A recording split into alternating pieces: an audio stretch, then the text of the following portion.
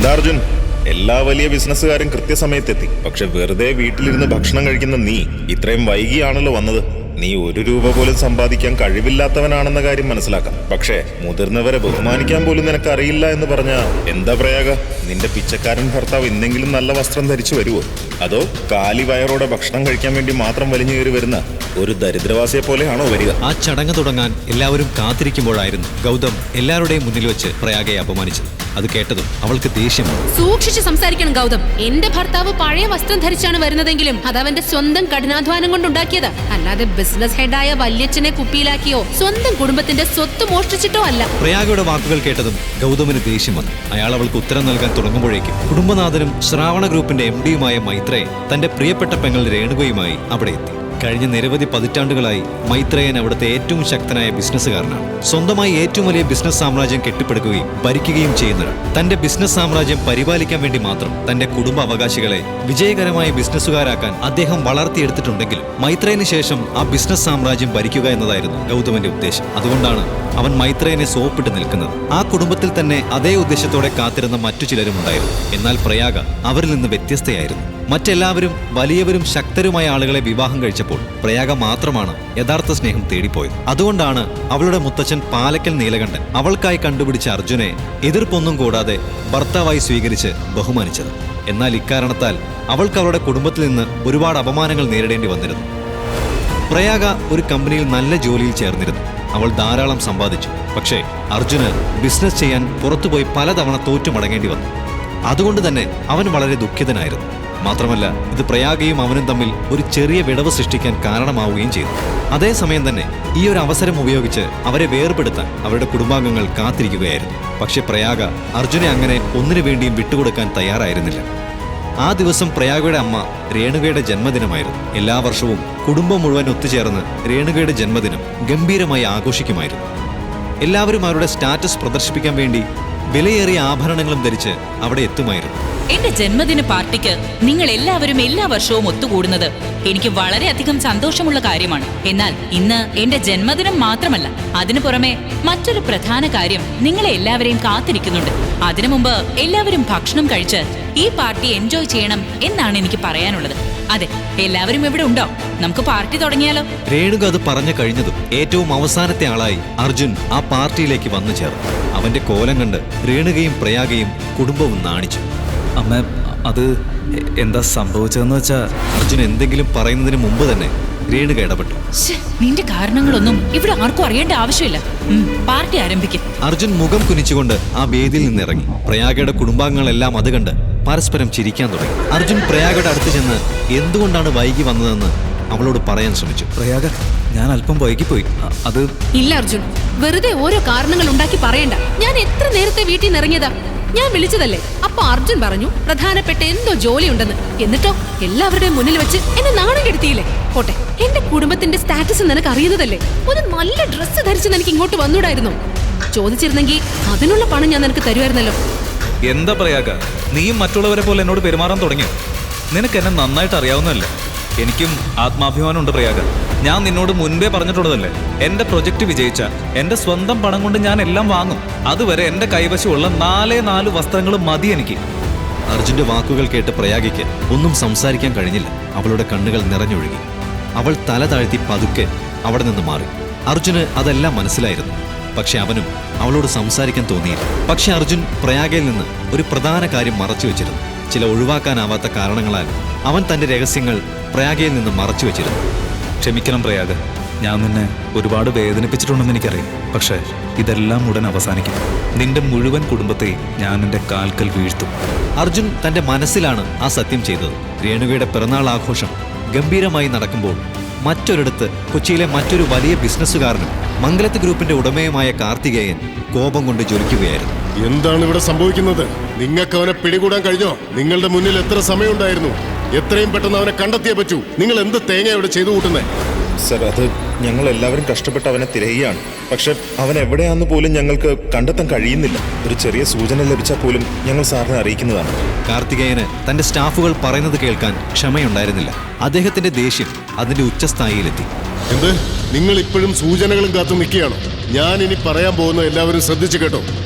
അവനെ എത്രയും വേഗം കണ്ടെത്തുന്നതാ നിങ്ങൾക്ക് എല്ലാവർക്കും നല്ലത്.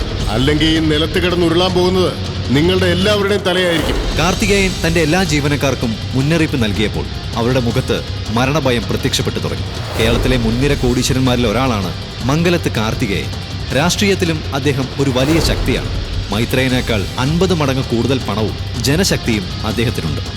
തനിക്ക് വേണ്ടത് എപ്പോൾ വേണമെങ്കിലും എങ്ങനെ വേണമെങ്കിലും എവിടെ വേണമെങ്കിലും നേടാൻ കഴിയുന്ന വ്യക്തിയാണ് അദ്ദേഹം. എന്നാൽ ഇത്രയും ശക്തനായ ഒരാൾ ഇപ്പോൾ ആരെയാണ് അന്വേഷിക്കുന്നത്? അദ്ദേഹത്തിന്റെ ഇപ്പോഴത്തെ അവസ്ഥയ്ക്ക് കാരണം എന്താണ്? അവരുടെ ജീവനക്കാർക്കിടയിൽ നിരവധി ചോദ്യങ്ങളുണ്ടായിരുന്നു. അതേസമയം പാർട്ടിയിൽ പ്രയാഗ ആരോടും മിണ്ടാതെ ഒരു മേശയിൽ ഒറ്റയ്ക്ക് മാറിയിരിക്കുകയായിരുന്നു. തന്റെ ഭാര്യ തന്നിൽ നിന്ന് വളരെ അകലെ നിൽക്കുന്നത് കണ്ടപ്പോൾ സാഹചര്യം കൂടുതൽ വഷളാക്കുന്നത് നല്ലതല്ലെന്ന് അർജുന് തോന്നി. അർജുൻ നേരെ വാഷ്റൂമിലേക്ക് പോയി കണ്ണാടിയുടെ മുന്നിൽ നിന്നു. എന്നാൽ കണ്ണാടിയിൽ കണ്ട രൂപം വളരെ ഭയാനകമായിരുന്നു. ചുവന്ന കണ്ണുകൾ, ശരീരത്തിൽ നിന്ന് പ്രസരിക്കുന്ന തീവ്രമായ വെളിച്ചം സൂര്യനെ ഭൂമിയിലേക്ക് കൊണ്ടുവരുന്നതായി തോന്നി.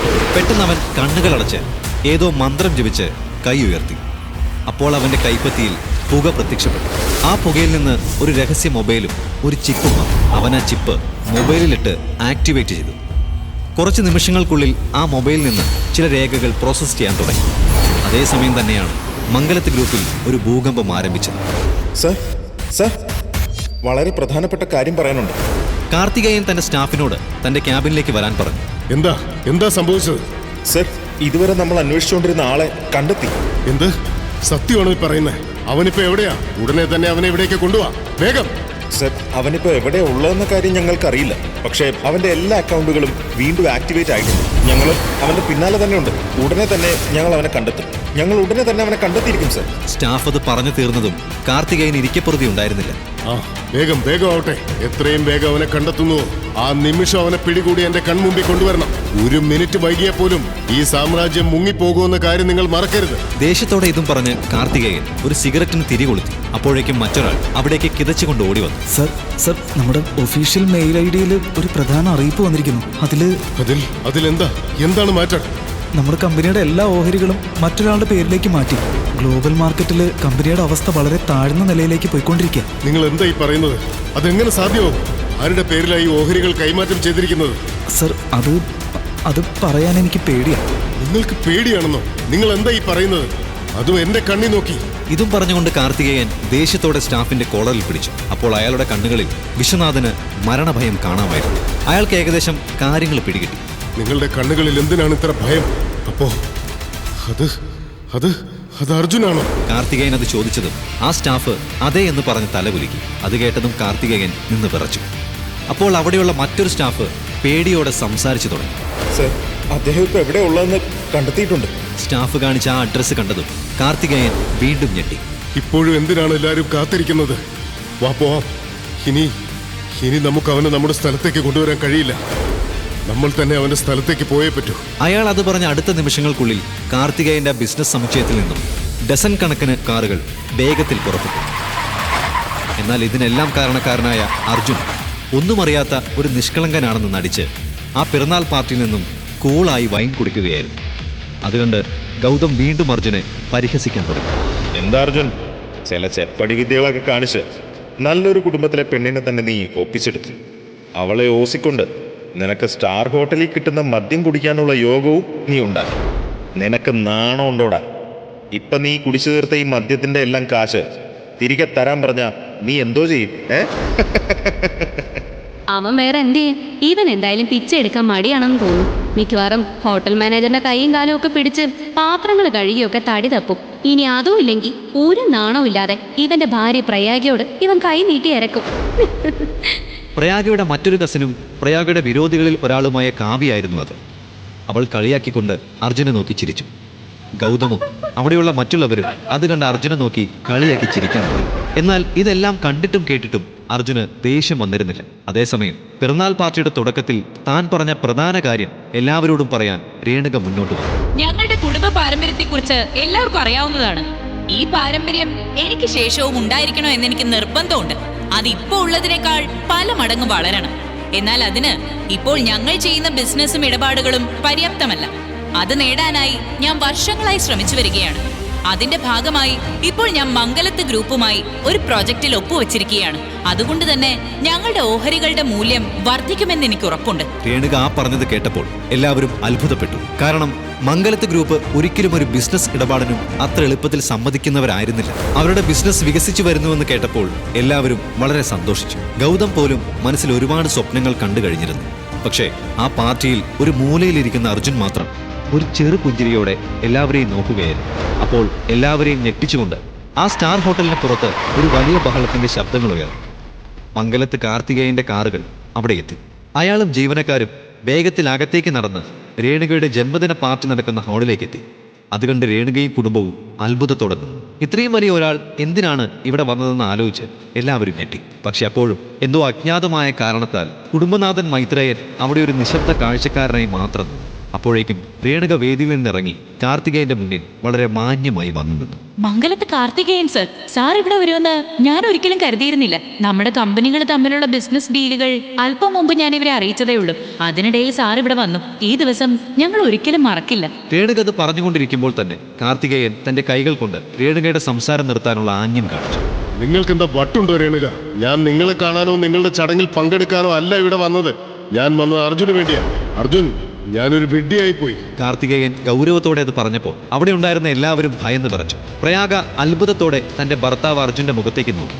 ഗൗതമും ഞെട്ടി വിറച്ചുകൊണ്ട് അവിടെ നിൽക്കുന്നുണ്ടായിരുന്നു. എന്ത് കാർത്തികൻ സാർ എന്തായി പറയുന്നേ? അർജുൻ നിങ്ങളെ പോലെ ഇത്രയും വലിയ ഒരാളെ ഇവിടെ കൊണ്ടുവരാൻ സാധിക്കുന്ന അത്ര വലിയവനാണോ അവൻ? നിങ്ങൾ ഒരു വാക്ക് പറഞ്ഞിരുന്നെങ്കിൽ ഞാൻ തന്നെ അവനെ അങ്ങോട്ട് അയച്ചേനെ. എന്നാലും ഇവനെ പോലെയുള്ള ഒരാളെ തേടി സാർ ഇവിടെ എന്തിനാ സാർ? രേണുക അയാളോടത് ചോദിച്ചപ്പോൾ അയാൾ ദേഷ്യത്തോടെയാണ് രേണുകയെ തിരിഞ്ഞു നോക്കിയത്. അപ്പോഴേക്കും അർജുൻ നല്ല സ്റ്റൈലിൽ തന്റെ ടേബിളിൽ നിന്നും എഴുന്നേറ്റ് വന്ന് മംഗലത്ത് കാർത്തികേയന്റെ മുന്നിൽ വന്നത്.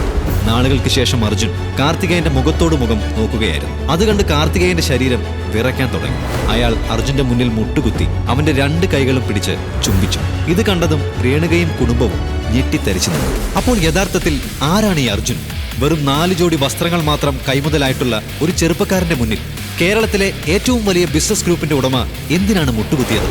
വർഷങ്ങളോളം തപസ് ചെയ്തതിന്റെ ഫലമായാണോ അർജുന്റെ ശരീരത്തിൽ ആ വിചിത്ര ശക്തി ഉണ്ടായത്? അതോ അതൊരുതരം മാന്ത്രിക ശക്തിയുടെ കളിയാണ്? അവന്റെ കയ്യിൽ നിന്ന് പുറത്തു വന്ന ആ രഹസ്യ ചിപ്പിന്റെ രഹസ്യം എന്താണ്? തന്നെ ഭർത്താവായി ബഹുമാനിക്കുകയും സ്നേഹിക്കുകയും ചെയ്ത ഭാര്യ പ്രയാഗയിൽ നിന്ന് തന്നെക്കുറിച്ചുള്ള സത്യം അർജുൻ മറച്ചുവെച്ചത് എന്തുകൊണ്ടായിരിക്കും? അർജുൻ യഥാർത്ഥത്തിൽ ആരാണെന്നുള്ള സത്യം പ്രയാഗയ്ക്ക് അറിയാത്തത് എന്തുകൊണ്ട്? അന്നും അർജുന്റെ ജ്യൂസ് കടയിൽ നല്ല തിരക്കുള്ളൊരു ദിവസമായിരുന്നു. തന്റെ തൊഴിലാളികളോടൊപ്പം അവനും കസ്റ്റമേഴ്സിന് ജ്യൂസ് എടുത്തു കൊടുക്കുന്നുണ്ട്. സ്വതവേ സന്തോഷത്തോടെ കാണപ്പെടാറുള്ള അർജുൻ അന്ന് അല്പം അസ്വസ്ഥനായിരുന്നു. കുറച്ച് ദിവസങ്ങളായി തന്നെ ആരോ ഫോളോ ചെയ്യുന്നുണ്ടെന്ന് അവന് തോന്നിയിരുന്നു.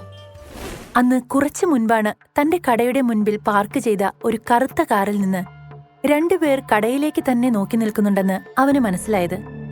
ആരായിരിക്കും അവർ? അവരുടെ ലക്ഷ്യം എന്തായിരിക്കും എന്ന ചിന്തയിലിരിക്കെയാണ് ക്ലോക്കിൽ 4 മണി ആയതിന്റെ ബെൽ മുഴങ്ങിയത്. പെട്ടെന്ന് എന്തോ ഓർത്ത പോലെ അവൻ കട തന്റെ തൊഴിലാളികളെ ഏൽപ്പിച്ച് അവിടെ നിന്ന് ഇറങ്ങി. അതേസമയം തന്നെ ആ കാറിന്റെ വിൻഡോ ഗ്ലാസ് ഉയരുന്നതും ആരോ കാർ സ്റ്റാർട്ട് ചെയ്യുന്നതും അവൻ ശ്രദ്ധിച്ചു. താൻ സംശയിച്ചതുപോലെ തന്നെയാണ് കാര്യങ്ങൾ നടക്കാൻ പോകുന്നതെന്ന് ഏതാണ്ട് അവന് മനസ്സിലായി. തന്റെ നടത്തത്തിന്റെ വേഗത അവൻ വർദ്ധിപ്പിച്ചു. അവൻ എടുത്തുവെക്കുന്ന ഓരോ ചുവടിലും കാൽക്കീഴിൽ നിന്ന് ഒരു ഫ്ലാഷ് ലൈറ്റ് ഭൂമിയിലേക്ക് പതിക്കുന്നുണ്ടായിരുന്നു. ആകാശത്തു നിന്നുള്ള പ്രകാശം അവന്റെ മേൽ പതിച്ച് ഒരു വൃത്തം പോലെ കറങ്ങുന്നു. കടയിൽ നിന്ന് കുറച്ചകലെ ആളൊഴിഞ്ഞ ഒരു സ്ട്രീറ്റിലെത്തിയതും അവന്റെ വഴിക്ക് കുറുകെ ഒരു ആഡംബര കാർ വന്ന് സഡൻ ബ്രേക്ക് ഇട്ടു. വീഴാതിരിക്കാൻ അവൻ പെട്ടെന്ന് സ്വയം നിയന്ത്രിച്ചു നിന്നു. അരിച്ചു വന്ന ദേഷ്യം കടിച്ചമർത്തി അവൻ അവിടെ നിന്നും മാറി റോഡരികെ ചേർന്ന് നടക്കാൻ തുടങ്ങി. അതേ നിമിഷം തന്നെ മറുവശത്ത് നിന്ന് മറ്റൊരു കാർ കൂടി വന്ന് അർജുനെ തടഞ്ഞു. അവൻ ദേഷ്യം കൊണ്ട് തന്റെ മുഷ്ടി ചുരുട്ടി നിന്ന സമയം ആ കാറിൽ നിന്ന് ഒരു വൃദ്ധൻ ഇറങ്ങി. അയാൾ അർജുന്റെ അടുത്തേക്ക് എത്തിയതും തൊട്ടടുത്ത കുറ്റിക്കാട്ടിൽ നിന്നൊരു പാമ്പ് വൃദ്ധന്റെ മേൽ ചാടി വീണു. അത് കണ്ട് അർജുൻ പാമ്പിനെ രൂക്ഷമായി നോക്കിയതും അത് അതിവേഗം പിൻവാങ്ങി. പെട്ടെന്നുണ്ടായ ഈ സംഭവത്തിൽ ഭയന്നു വിറച്ച വൃദ്ധൻ അല്പനേരം കൊണ്ട് സമനില വീണ്ടെടുത്തു. അർജുൻ മാറി നടക്കാൻ തുടങ്ങിയതും അയാൾ ധൃതിയിൽ ചെന്ന് അവനെ തടഞ്ഞു. അർജുൻ, നിനക്ക് എവിടെയാ പോവേണ്ടത്? ഞാൻ നിന്നെ അവിടെ എത്തിക്കാം, വാ. അയാൾ അവനോട് പറഞ്ഞു. Thanks for your consideration, but എനിക്ക് അതിന്റെ ആവശ്യമില്ല. അർജുൻ അയാളെ അവഗണിച്ച് വീണ്ടും മുന്നോട്ട് നടക്കാനാഞ്ഞപ്പോൾ 2 കാറുകൾ കൂടി അവന് മുന്നിലായി വന്നു നിന്നു. അത് കണ്ടതും അവൻ അയാളെ ദേഷ്യത്തോടെ തിരിഞ്ഞു നോക്കി. നിന്റെ മുന്നിൽ വേറെ വഴികളില്ല മിസ്റ്റർ അർജുൻ കാർത്തികേയൻ. അർജുന്റെ മുഖഭാവം കണ്ടതും വൃദ്ധൻ ചിരിയോടെ പറഞ്ഞു, ഞാൻ അർജുൻ കാർത്തികേയൻ അല്ല, അർജുൻ സൈരന്ധ്രിയാണ്. കാർത്തികേയന്റെയോ മംഗലത്ത് തറവാടിന്റെയോ ഐഡന്റിറ്റി എനിക്ക് വേണ്ട. അർജുൻ അയാളോട് അലറി. നീ എത്ര നിഷേധിച്ചാലും നിന്റെ ഞരമ്പുകളിൽ ഒഴുകുന്നത് അദ്ദേഹത്തിന്റെ ചോരയാണ്. നീയല്ല, ആരൊക്കെ പറഞ്ഞാലും മംഗലത്ത് തറവാടിന്റെ അവകാശി നീ മാത്രമാണ്. അത് ഈ സ്വാമിയങ്കൾ പറഞ്ഞു തരേണ്ട കാര്യമില്ലല്ലോ നിനക്ക്. വൃദ്ധൻ വീണ്ടും പറഞ്ഞു, ദേ നോക്ക്, ഞാൻ സൈരന്ധ്രിയുടെ മകനാണ്. അവരാണ് എനിക്കെല്ലാം. വേറെ ആരെക്കുറിച്ച് എനിക്ക് അറിയണ്ട. എന്റെ വഴിയിൽ ഒരു തടസ്സവുമായി വരാതിരിക്കുന്നതാണ് നല്ലത് എന്ന് നിങ്ങളെ അയച്ചവരോട് പോയി പറഞ്ഞേക്കേ. അർജുൻ ദേഷ്യത്തോടെ പറഞ്ഞ് മുന്നോട്ട് നടന്നു. അപ്പുറത്തു നിന്ന് ആൾക്കാർ വരുന്നത് ശ്രദ്ധിച്ച് കാറിൽ നിന്ന് ഇറങ്ങിയ കറുത്ത വസ്ത്രക്കാർ അർജുനെ ബലം പ്രയോഗിച്ച് കാറിൽ കയറ്റി.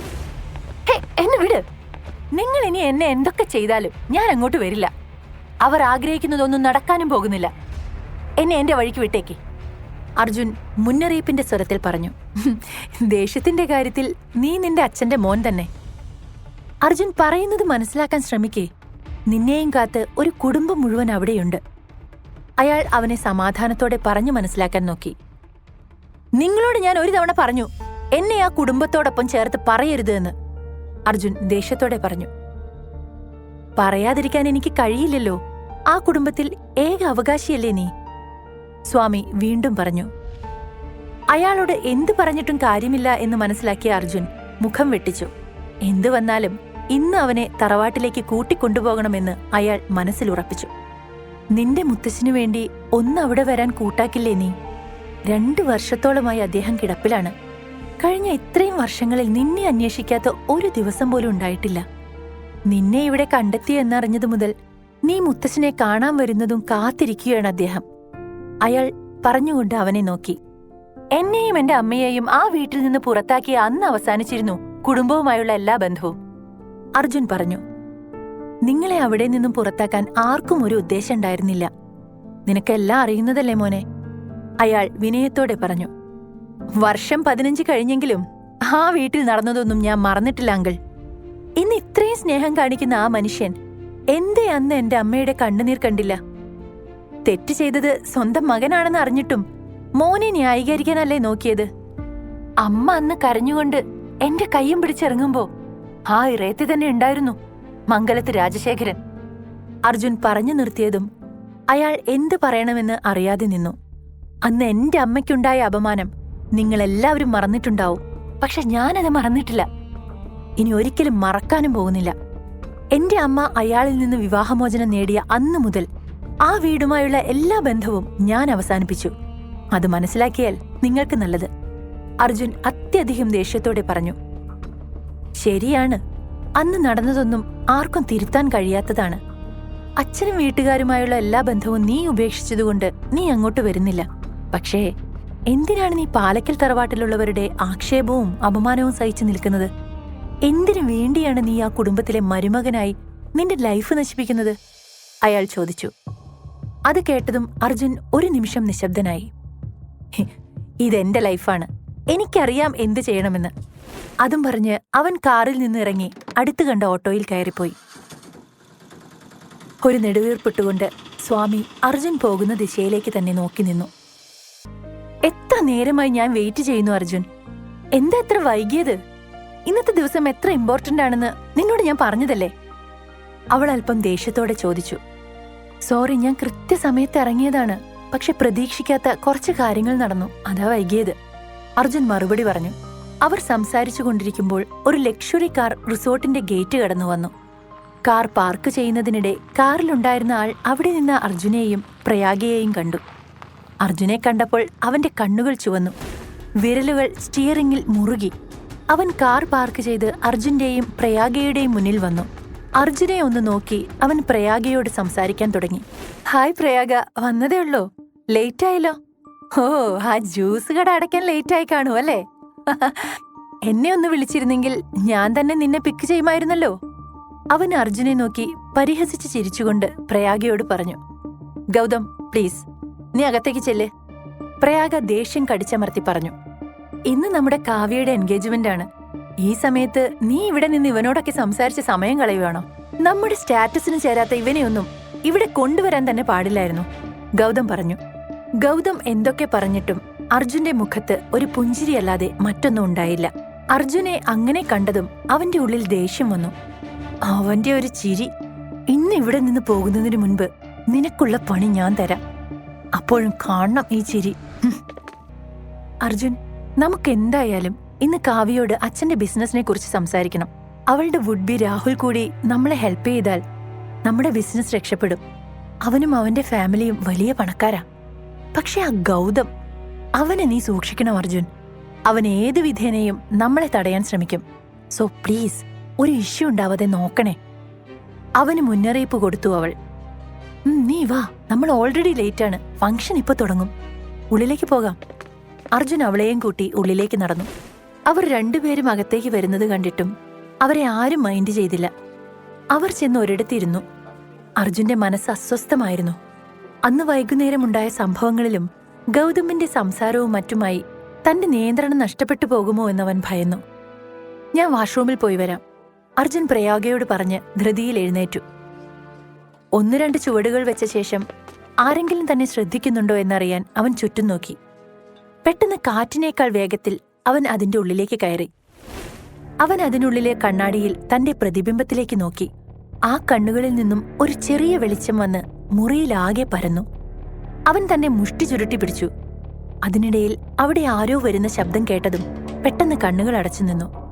കുറച്ചു സമയം കഴിഞ്ഞ് കണ്ണു തുറന്നതും തന്റെ മനസ്സ് നിയന്ത്രണത്തിലായെന്ന് അവന് തോന്നി. അവൻ തിരിച്ച് ഫംഗ്ഷൻ ഹാളിൽ കയറി പ്രയാഗയുടെ അടുത്തിരുന്നു. കുറച്ചു കഴിഞ്ഞപ്പോൾ ഗൗതം വീണ്ടും അവരുടെ അടുത്തേക്ക് വന്നു. പ്രയാഗ ഒന്നും മിണ്ടാതിരിക്കുകയാണ്. ആ പ്രയാഗ, എന്താ നിന്റെ കയ്യിൽ? ഓ, കാവ്യയ്ക്കുള്ള ഗിഫ്റ്റാണോ? ഒരു പുച്ഛത്തോടെ ചോദിച്ചുകൊണ്ട് അവൻ അവളുടെ കയ്യിലെ ഗിഫ്റ്റ് എടുക്കാൻ ശ്രമിച്ചു. അതിഷ്ടപ്പെടാതെ അവൾ തന്റെ ഗിഫ്റ്റ് മുറുകെ പിടിക്കുകയും അവന്റെ കൈ ശക്തിയോടെ തട്ടിമാറ്റുകയും ചെയ്തു. ഓ, ഭയങ്കര വില കൂടിയ ഗിഫ്റ്റാണെന്ന് തോന്നുന്നല്ലോ. എനിക്ക് വേണ്ടായേ. ബൈ ദ വേ, ഇവനാണോ ഈ ഗിഫ്റ്റ് വാങ്ങാൻ നിന്നെ ഹെൽപ്പ് ചെയ്തത്? എങ്കിലും 1 കിലോ മാങ്ങയോ മുന്തിരിയോ എങ്ങാനും ആയിരിക്കും കാവ്യയ്ക്കും രാഹുലിനും ജ്യൂസ് അടിക്കാൻ. അവൻ പരിഹാസത്തോടെ പറഞ്ഞു. ഗൗതം, പ്രയാഗ അവൻ സംസാരിച്ചു കൊണ്ടിരിക്കുമ്പോൾ വാക്ക് പൂർത്തിയാക്കാൻ അനുവദിക്കാതെ വിളിച്ചു. ഓ, ഞാനൊന്നും പറയുന്നില്ല. അല്ല, നീ എന്തിനാ എന്നോട് ഇങ്ങനെ ദേഷ്യപ്പെടുന്നത്?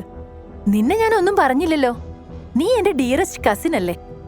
നിന്നോട് ഞാൻ പറഞ്ഞതല്ലേ നമ്മുടെ ഫാമിലി സ്റ്റാറ്റസിനനുസരിച്ച് ഒരാളെ കെട്ടാൻ. ഇപ്പോഴും ലേറ്റ് ആയിട്ടില്ല. നീ ഈ യൂസ്ലെസ്സിനെ ഡിവോഴ്സ് ചെയ്യേ.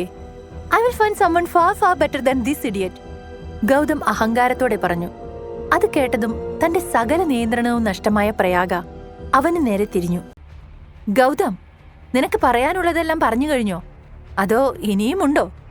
പ്രയാഗ ദേഷ്യത്തോടെ ചോദിച്ചു. അവളെ നോക്കി ഒന്ന് ചിരിച്ച ശേഷം അവൻ അർജുന് നേരെ വീണ്ടും തിരിഞ്ഞു. അല്ല അർജുൻ, നിനക്ക് എന്ത് യോഗ്യതയാ ഉള്ളത് ഞങ്ങളുടെ കൂടെ ഈ കുടുംബത്തിന്റെ ഒരു ഫംഗ്ഷനിൽ പങ്കെടുക്കാൻ? ഗൗതം പിന്നെയും ചോദിച്ചു. ഇത് കണ്ട പ്രയാഗ ദേഷ്യത്തോടെയും വിഷമത്തോടെയും മുഖം തിരിച്ച് അർജുനെ നോക്കി. അവൻ അതേ പുഞ്ചിരിയോടെ ഒന്നും പ്രതികരിക്കാതെ നിൽക്കുകയായിരുന്നു. ഞാനത് ഓർത്തില്ല. നിന്റെ അമ്മായിയച്ഛൻ, അതായത് എന്റെ വല്യച്ഛൻ നടത്തുന്ന ഫാക്ടറി എപ്പോ വേണമെങ്കിലും പൂട്ടിപ്പോകും. അവിടുത്തെ വർക്കേഴ്സിന് ശമ്പളം പോലും കൊടുക്കാൻ പറ്റാത്ത അവസ്ഥയിലാണ്. സോ ഇതുപോലുള്ള എക്സ്പെൻസീവ് ഗിഫ്റ്റും കൊണ്ട് നിങ്ങൾക്ക് കാവ്യയെ ഇംപ്രസ് ചെയ്യണം, രാഹുലിന്റെ ഹെൽപ്പ് ചോദിക്കണം. ഇതല്ലേ നിന്റെയും ഇവന്റെയും മാസ്റ്റർ പ്ലാൻ? നിന്റെയൊക്കെ ഈ ചീപ്പ് ഐഡിയാസ് മറ്റുള്ളവർക്ക് മനസ്സിലാവില്ല എന്നാണോ കരുതിയത്? അവൻ പരിഹാസത്തോടെ പറഞ്ഞു. ഹോ, ഈ ഗൗതം, നീ കാരണമാ ഞങ്ങൾ ഇന്ന് ഈ അവസ്ഥയിലെത്തിയത്. ഇനിയെങ്കിലും ഞങ്ങൾ വെറുതെ വിട്ടൂടെ ഇവനെ? അവൾ മനസ്സിൽ ചിന്തിച്ചു. എന്നിട്ട് അർജുന്റെ അടുത്ത് ചെന്ന് പതിയെ പറഞ്ഞു. അർജുൻ, അവൻ പറയുന്നതൊന്നും നീ കാര്യാക്കണ്ട. Just ignore him. He is an idiot. അവൾ പറഞ്ഞതും അർജുൻ അവളുടെ കയ്യിൽ പിടിച്ചു. ചെറുതായി കണ്ണ് ചിമ്മി കാണിച്ചു. അവൻ പറഞ്ഞതൊന്നും താൻ കാര്യമാക്കുന്നില്ല എന്ന പോലെ. ശേഷം അവളെയും കൂട്ടി അവിടെ നിന്നും പോയി. ഇപ്പൊ നീ പോയിക്കോ. നിന്റെ ഈ കളികളൊക്കെ എത്ര കാലം പോകുമെന്ന് നമുക്ക് കാണാം. അതും മനസ്സിൽ പറഞ്ഞുകൊണ്ട് ഗൗതം തിരിഞ്ഞു നടന്നു. പാലക്കൽ ഫാമിലിയുമായി ബന്ധപ്പെട്ടവരും ബിസിനസ് രംഗത്തെ പ്രമുഖരും മറ്റ് പ്രധാന അതിഥികളുമായി ഫംഗ്ഷൻ ഹാൾ മുഴുവൻ നിറഞ്ഞിരുന്നു. അതിഥികൾ ഓരോരുത്തരായി സ്റ്റേജിലേക്ക് കയറി കാവ്യയ്ക്കും രാഹുലിനും സമ്മാനങ്ങൾ നൽകുകയും ആശംസകൾ അറിയിക്കുകയും ഫോട്ടോ സെഷനിൽ പങ്കെടുക്കുകയും ചെയ്തുകൊണ്ടിരുന്നു. ഗൗതം അടുത്തെങ്ങുമില്ല എന്ന് ഉറപ്പാക്കിയ ശേഷം പ്രയാഗ അർജുനോട് പറഞ്ഞു, ഞാൻ കാവ്യയുടെ അടുത്ത് പോയി അവളോട് സംസാരിച്ച് ഈ ഗിഫ്റ്റും കൊടുത്തിട്ട് വരാം. നീ ഇവിടെ തന്നെ ഇരിക്കണേ അർജുൻ. പിന്നെ സൂക്ഷിക്കണം, ആ ഗൗതം എന്തെങ്കിലും ഒപ്പിച്ചു വെക്കും. നേരത്തെ ചെയ്തതുപോലെ മൈൻഡ് ചെയ്യാതിരുന്നാൽ മതി. അവന് നിർദ്ദേശങ്ങൾ നൽകിക്കൊണ്ട് അവൾ സ്റ്റേജിലേക്ക് കയറിപ്പോയി. പണവും പെരുമയും വിളിച്ചോതുന്ന രീതിയിൽ അതീവ സുന്ദരിയായി ഒരുങ്ങിയിരുന്നു കാവ്യ. തന്റെ സമ്മാനവുമായി പ്രയാഗ അവളുടെ അടുത്തേക്ക് ചെന്നു. Congrats dear. എന്നും എപ്പോഴും രണ്ടാളും ഇതുപോലെ ഹാപ്പി ആയിരിക്കട്ടെ. Best wishes to both of you. Prayaga gift നീട്ടിക്കൊണ്ട് കാവ്യയോടും രാഹുലിനോടുമായി പറഞ്ഞു. എന്നാൽ പ്രയാഗയെ കണ്ടതും കാവ്യയുടെ ഭാവം മാറി. അതുവരെ അവളുടെ മുഖത്തുണ്ടായിരുന്ന പുഞ്ചിരി മാഞ്ഞു. ഇത് അവിടെ എങ്ങാനും വെച്ചേക്ക്, എനിക്ക് വേണ്ട നിന്റെ സമ്മാനം. പ്രയാഗയെ പുച്ഛത്തോടെ നോക്കിക്കൊണ്ട് കാവ്യ പറഞ്ഞു. ഒരു നിമിഷം അവളുടെ ഭാവവും സംസാരവും പ്രയാഗയ്ക്ക് ഉള്ളിൽ വളരെയധികം വിഷമം തോന്നിപ്പിച്ചുവെങ്കിലും അവളത് പുറമേ കാണിക്കാതെ വീണ്ടും മുഖത്തൊരു പുഞ്ചിരി അണിഞ്ഞു. കാവ്യ, എനിക്ക് നിന്നോട് കുറച്ച് സംസാരിക്കണം. നീ ഫ്രീ ആവുമ്പോൾ പറഞ്ഞാൽ മതി, ഞാൻ വിളിക്കാം, അവൾ പറഞ്ഞു. ഹോ, സ്റ്റോപ്പ് ഇറ്റ് പ്രയാഗ. എനിക്ക് നിന്നോടൊന്നും സംസാരിക്കണ്ട. നീ പറയുന്നതൊന്നും കേൾക്കുകയും വേണ്ട. നീ എന്തിനാണ് ഈ ഗിഫ്റ്റും കൊണ്ട് ഇന്നിവിടെ വന്നതെന്ന് എനിക്ക് നന്നായി അറിയാം. നിന്റെ കൂർമ്മബുദ്ധി ആർക്കും മനസ്സിലാവില്ലെന്ന് കരുതിയോ നീ? നിന്റെ അച്ഛന്റെ ബിസിനസ് തകർന്നു പോകാതിരിക്കാൻ എന്റെ രാഹുലിന്റെ സഹായം വേണം. അതിന് ഞാൻ റെക്കമെൻഡ് ചെയ്യണം, അതല്ലേ നിന്റെ ഉദ്ദേശം? നടക്കില്ല പ്രയാഗ. അതിനായി നീ ഇവിടെ നിൽക്കണമെന്നില്ല. നിനക്ക് പോകാം, കാവ്യ നിർദാക്ഷിണ്യം പറഞ്ഞു. അത് കേട്ടതും പ്രയാഗയുടെ പ്രതീക്ഷകളെല്ലാം അസ്തമിച്ച പോലെയായി. ഇനി എന്ത് എന്ന ചോദ്യം അവളുടെ മനസ്സിൽ വന്നു. അവരുടെ മുത്തശ്ശൻ പാലക്കൽ നീലകണ്ഠൻ ജീവിച്ചിരുന്ന കാലത്ത് അവർ സഹോദരികളെക്കാൾ ഉപരി വളരെ അടുത്ത കൂട്ടുകാരികളായിരുന്നു. പഴയ കാര്യങ്ങളെല്ലാം ഓർത്തെടുത്ത പ്രയാഗ ഒന്ന് നെടുവീർപ്പിട്ടുകൊണ്ട് ഒരിക്കൽ കൂടി അവളോട് സംസാരിക്കാമെന്ന് തീരുമാനിച്ചു. തിരക്കൊഴിയാൻ കാത്ത് സ്റ്റേജിൽ തന്നെ നിന്നു. താഴെ നിന്ന് ഇതെല്ലാം കണ്ടുകൊണ്ടിരുന്ന അർജുന് തന്റെ ഭാര്യയ്ക്കുണ്ടായ അപമാനം താങ്ങാവുന്നതിനും അപ്പുറമായിരുന്നു. അർജുൻ ഇരിക്കുന്ന അതേ മേശയ്ക്കരികിലായി ആ കുടുംബത്തിലെ മറ്റു മരുമക്കളും ബന്ധുക്കളും ഉണ്ടായിരുന്നു. എല്ലാവരും ഒന്നുകിൽ വലിയ ബിസിനസ്മാൻമാർ അല്ലെങ്കിൽ സമൂഹത്തിൽ ഉന്നത സ്ഥാനങ്ങളിൽ ഇരിക്കുന്നവരായിരുന്നു. ഓരോരുത്തരും അവരുടെ പുതിയ പുതിയ ബിസിനസ്സുകളെക്കുറിച്ചും പുതിയ ഷെയറുകളെക്കുറിച്ചും പറഞ്ഞ് സമയം കളയുകയാണ്. അർജുനോട് മിണ്ടാനോ അവന്റെ മുഖത്ത് ഒന്ന് നോക്കാനോ ആരും ശ്രമിച്ചില്ല. അതിനിടയിൽ ഗൗതം വീണ്ടും തിരിച്ചുവന്നു. ഒരു ഗ്ലാസിൽ സ്പൂൺ കൊണ്ട് തട്ടി ശബ്ദമുണ്ടാക്കി എല്ലാവരുടെയും ശ്രദ്ധ അവനിലേക്ക് ആകർഷിച്ചു. ഹലോ ഗൈസ്, നമ്മുടെ ഡിയർ ആൻഡ് ഡിയറസ്റ്റ് കാവ്യയുടെയും രാഹുലിന്റെയും ലൈഫിലെ ബിഗ്ഗസ്റ്റ് ഡേ ആണെന്ന്. അവരെ പോലെ തന്നെ നമ്മളും ഭയങ്കര ഹാപ്പിയാണ്. So come on, let's all have some fun together and enjoy this evening. അവൻ അത് പറഞ്ഞുകൊണ്ട് കയ്യിലെ ഗ്ലാസ് ഉയർത്തി. എല്ലാവരും കൈയടിച്ചുകൊണ്ട് അവരുടെ സന്തോഷം കൈമാറി. അവനൊരു ഷാമ്പയിൻ ബോട്ടിൽ എടുത്തു കുലുക്കി അർജുന്റെ മുന്നിൽ വന്നു തുറന്നു. ആ ഷാമ്പയിൻ മുഴുവൻ അർജുന്റെ മുഖത്തും ദേഹത്തും തെറിച്ചു. അത് കണ്ട് ചുറ്റും കൂടി നിന്നവരെല്ലാം ഉറക്കെ ചിരിച്ചു. ഗൗതം അർജുനെ നോക്കി കണ്ണുകളിറുക്കി. ഗൗതമിന്റെ പ്രവൃത്തിയിൽ അർജുന്റെ ക്ഷമയുടെ കടിഞ്ഞാൻ പൊട്ടിയിരുന്നു. ഈ സമയം വരെ അവൻ പറഞ്ഞതും പ്രവർത്തിച്ചതും എല്ലാം സമാധാനത്തോടെ വിട്ടുകളഞ്ഞതാണ്. എന്നിട്ടും അർജുന്റെ കണ്ണുകൾ ചുവന്നു കലങ്ങി മുഷ്ടി ചുരുട്ടിപ്പിടിച്ചു. ഗൗതമിനെ പോലെ ഒരുവനെ നേരിടുക എന്നത് അവനെ സംബന്ധിച്ച് ഒരു പ്രശ്നമേ ആയിരുന്നില്ല. അവനുള്ളിൽ ഉറങ്ങിക്കിടക്കുന്ന ശക്തികൾ ഏതു നിമിഷവും പുറത്തു വരാനായി ഒരുങ്ങി നിൽക്കുകയാണ്. ഇവന്റെ തൊലിക്കെട്ടി അബ്ബാരം തന്നെ. ഇത്രയും പേരുടെ മുന്നിൽ വെച്ച് ഇങ്ങനെ ഇൻസൾട്ടഡ് ആയിട്ടും ഒരു കൂസലുമില്ലാതെ നിൽക്കുന്നത് കണ്ടില്ലേ? അവനറിയാ കാൽ കാശിന് ഗതിയില്ലാത്ത അവന് എന്നോടൊന്നും ഏറ്റുമുട്ടാൻ കഴിയില്ല എന്ന്. പക്ഷെ ഇവിടം കൊണ്ടൊന്നും നിർത്തുന്നില്ല ഈ ഗൗതം. ഗൗതം അവനെ നോക്കി മനസ്സിലുരുവിട്ടു. തന്റെ ശരീരം മുഴുവൻ മദ്യം മണക്കുന്നതിനാൽ അവൻ അവിടെ ഇരിക്കാതെ എണീറ്റുപോയി. പിന്നാലെ ആരും ശ്രദ്ധിക്കാത്ത വിധത്തിൽ ഗൗതമും. ഗൗതം തന്റെ പിന്നാലെ വരുന്നുണ്ട് എന്ന് മനസ്സിലാക്കിയ അർജുൻ പെട്ടെന്ന് അവനെ തിരിഞ്ഞു നോക്കി. അപ്രതീക്ഷിതമായി അവൻ തിരിഞ്ഞതും അവനെ കണ്ട് ഗൗതം നിയന്ത്രണം വിട്ട് അടുത്ത മദ്യക്കുപ്പികൾ നിരത്തിയ മേശയുടെ മേൽ ചെന്നു വീണു. മേശപ്പുറത്തിരുന്ന കുപ്പികളെല്ലാം അവന്റെ ഭാരത്താൽ താഴെ വീണു പൊട്ടി. അതിലെ മദ്യമെല്ലാം അവിടമാകെ പരന്നൊഴുകി. ആ ഹാൾ മുഴുവൻ അതിന്റെ ഗന്ധം നിറഞ്ഞു. എല്ലാം നിമിഷനേരം കൊണ്ട് സംഭവിച്ചതിനാൽ എല്ലാവരുടെയും ശ്രദ്ധ അങ്ങോട്ടേക്കായി. യു ബ്ലഡി, നിനക്ക് എത്ര ധൈര്യമുണ്ടായിട്ടാണ് നീ എന്നെ തള്ളിയിട്ടത്? അങ്ങേയറ്റം ദേഷ്യത്തോടെ ഗൗതം അർജുനോട് അലറി. എന്താ ഇവിടെ? അവരുടെ അടുത്തേക്ക് രാഹുലും ഒപ്പം കാവ്യയും പ്രയാഗയും വന്നു. ഇത് കണ്ടോ രാഹുൽ? ഇവൻ ഈ അർജുൻ ഒരു കാര്യവുമില്ലാതെ എന്നോട് വഴക്കിട്ടു, എന്നെ നിലത്ത് തള്ളിയിട്ടു. നമ്മുടെ സന്തോഷം ഇവന് സഹിക്കുന്നില്ല. അതിന്റെ ചുരുക്കമാണ്. ഈ പാർട്ടിയുടെ മൂഡ് തന്നെ തകർത്തു. ഗൗതം രാഹുലിനോട് പറഞ്ഞു. എന്താ ഇത് അർജുൻ, തനിക്ക് തീരെ മാനേഴ്സ് ഇല്ലേ? ഇങ്ങനെയാണോ ഒരു പാർട്ടിയിൽ പങ്കെടുക്കേണ്ടത്? രാഹുൽ അമർഷത്തോടെ ചോദിച്ചു. ഇല്ല, ഞാൻ അവനെ തൊട്ടിട്ടില്ല രാഹുൽ, സത്യം, അർജുൻ പറഞ്ഞു. എന്നിട്ട് ഗൗതമിന് നേരെ തിരിഞ്ഞു. എന്തിനാ ഗൗതം നീ നുണ പറയുന്നത്? ഇവിടെയുള്ളവരെല്ലാം കണ്ടതല്ലേ നടക്കുന്നത് എന്താണെന്ന്. വേണമെങ്കിൽ അവരോട് ചോദിച്ചു നോക്കൂ, അർജുൻ പറഞ്ഞു. രാഹുൽ, അവനാ കള്ളം പറയുന്നത്. ഇവിടെയുള്ളവരെയെല്ലാം ഞാൻ വൈൻ കുടിക്കാനും പാർട്ടി ആഘോഷിക്കാനും ഇൻവൈറ്റ് ചെയ്തപ്പോ എവിടെ നിന്നാണെന്ന് അറിയില്ല അർജുൻ കയറി വന്നു. വന്നയുടനെ അവൻ എന്നോട് വഴക്കിട്ടു. നിനക്ക് സംശയമാണെങ്കിൽ ദേ അവരോട് ചോദിച്ചു നോക്കൂ, ഗൗതം എല്ലാവർക്കും വിശ്വാസമാകുന്ന രീതിയിൽ പറഞ്ഞു. അവിടെ എല്ലാവരും ഗൗതമിന്റെ കുടുംബാംഗങ്ങളാണ്. അവർക്ക് ആർക്കും അർജുനെക്കുറിച്ച് വലിയ അറിവില്ല. നടന്ന കാര്യങ്ങൾ കണ്ടില്ലെങ്കിലും ഗൗതമിനെ പിണക്കാൻ സാധിക്കില്ല. അതേ രാഹുൽ, ഗൗതം പറഞ്ഞതാണ് ശരി. അർജുൻ വന്നപ്പോൾ തന്നെ ഒരുപാട് കുടിച്ചിരുന്നു എന്ന് കള്ളം പറഞ്ഞ് അവർ ഗൗതമിനെ പിന്തുണച്ചു. അർജുനെ ആരാണ് ഈ ഫംഗ്ഷൻ ക്ഷണിച്ചത്? ഇത്രയും വലിയ കുടുംബത്തിലേക്ക് ഇങ്ങനെയുള്ള ഒരുത്തനെ കൊണ്ടുവന്ന മഹാദേവനെ വേണം ആദ്യം പറയാൻ. അതിഥികൾ ഓരോരുത്തരായി അവനെ കുറ്റപ്പെടുത്താൻ തുടങ്ങി. എന്താ അർജുനിത്? ഞാൻ എത്ര തവണ പറഞ്ഞതാ നിന്നോട്, നിനക്കൊന്ന് ശ്രദ്ധിച്ചുകൂടായിരുന്നോ? പ്രയാഗയ്ക്ക് ദേഷ്യവും സങ്കടവും തോന്നി. അവൾ എല്ലാവരുടെയും മുന്നിൽ വെച്ച് അർജുനെ വഴക്കു പറഞ്ഞു.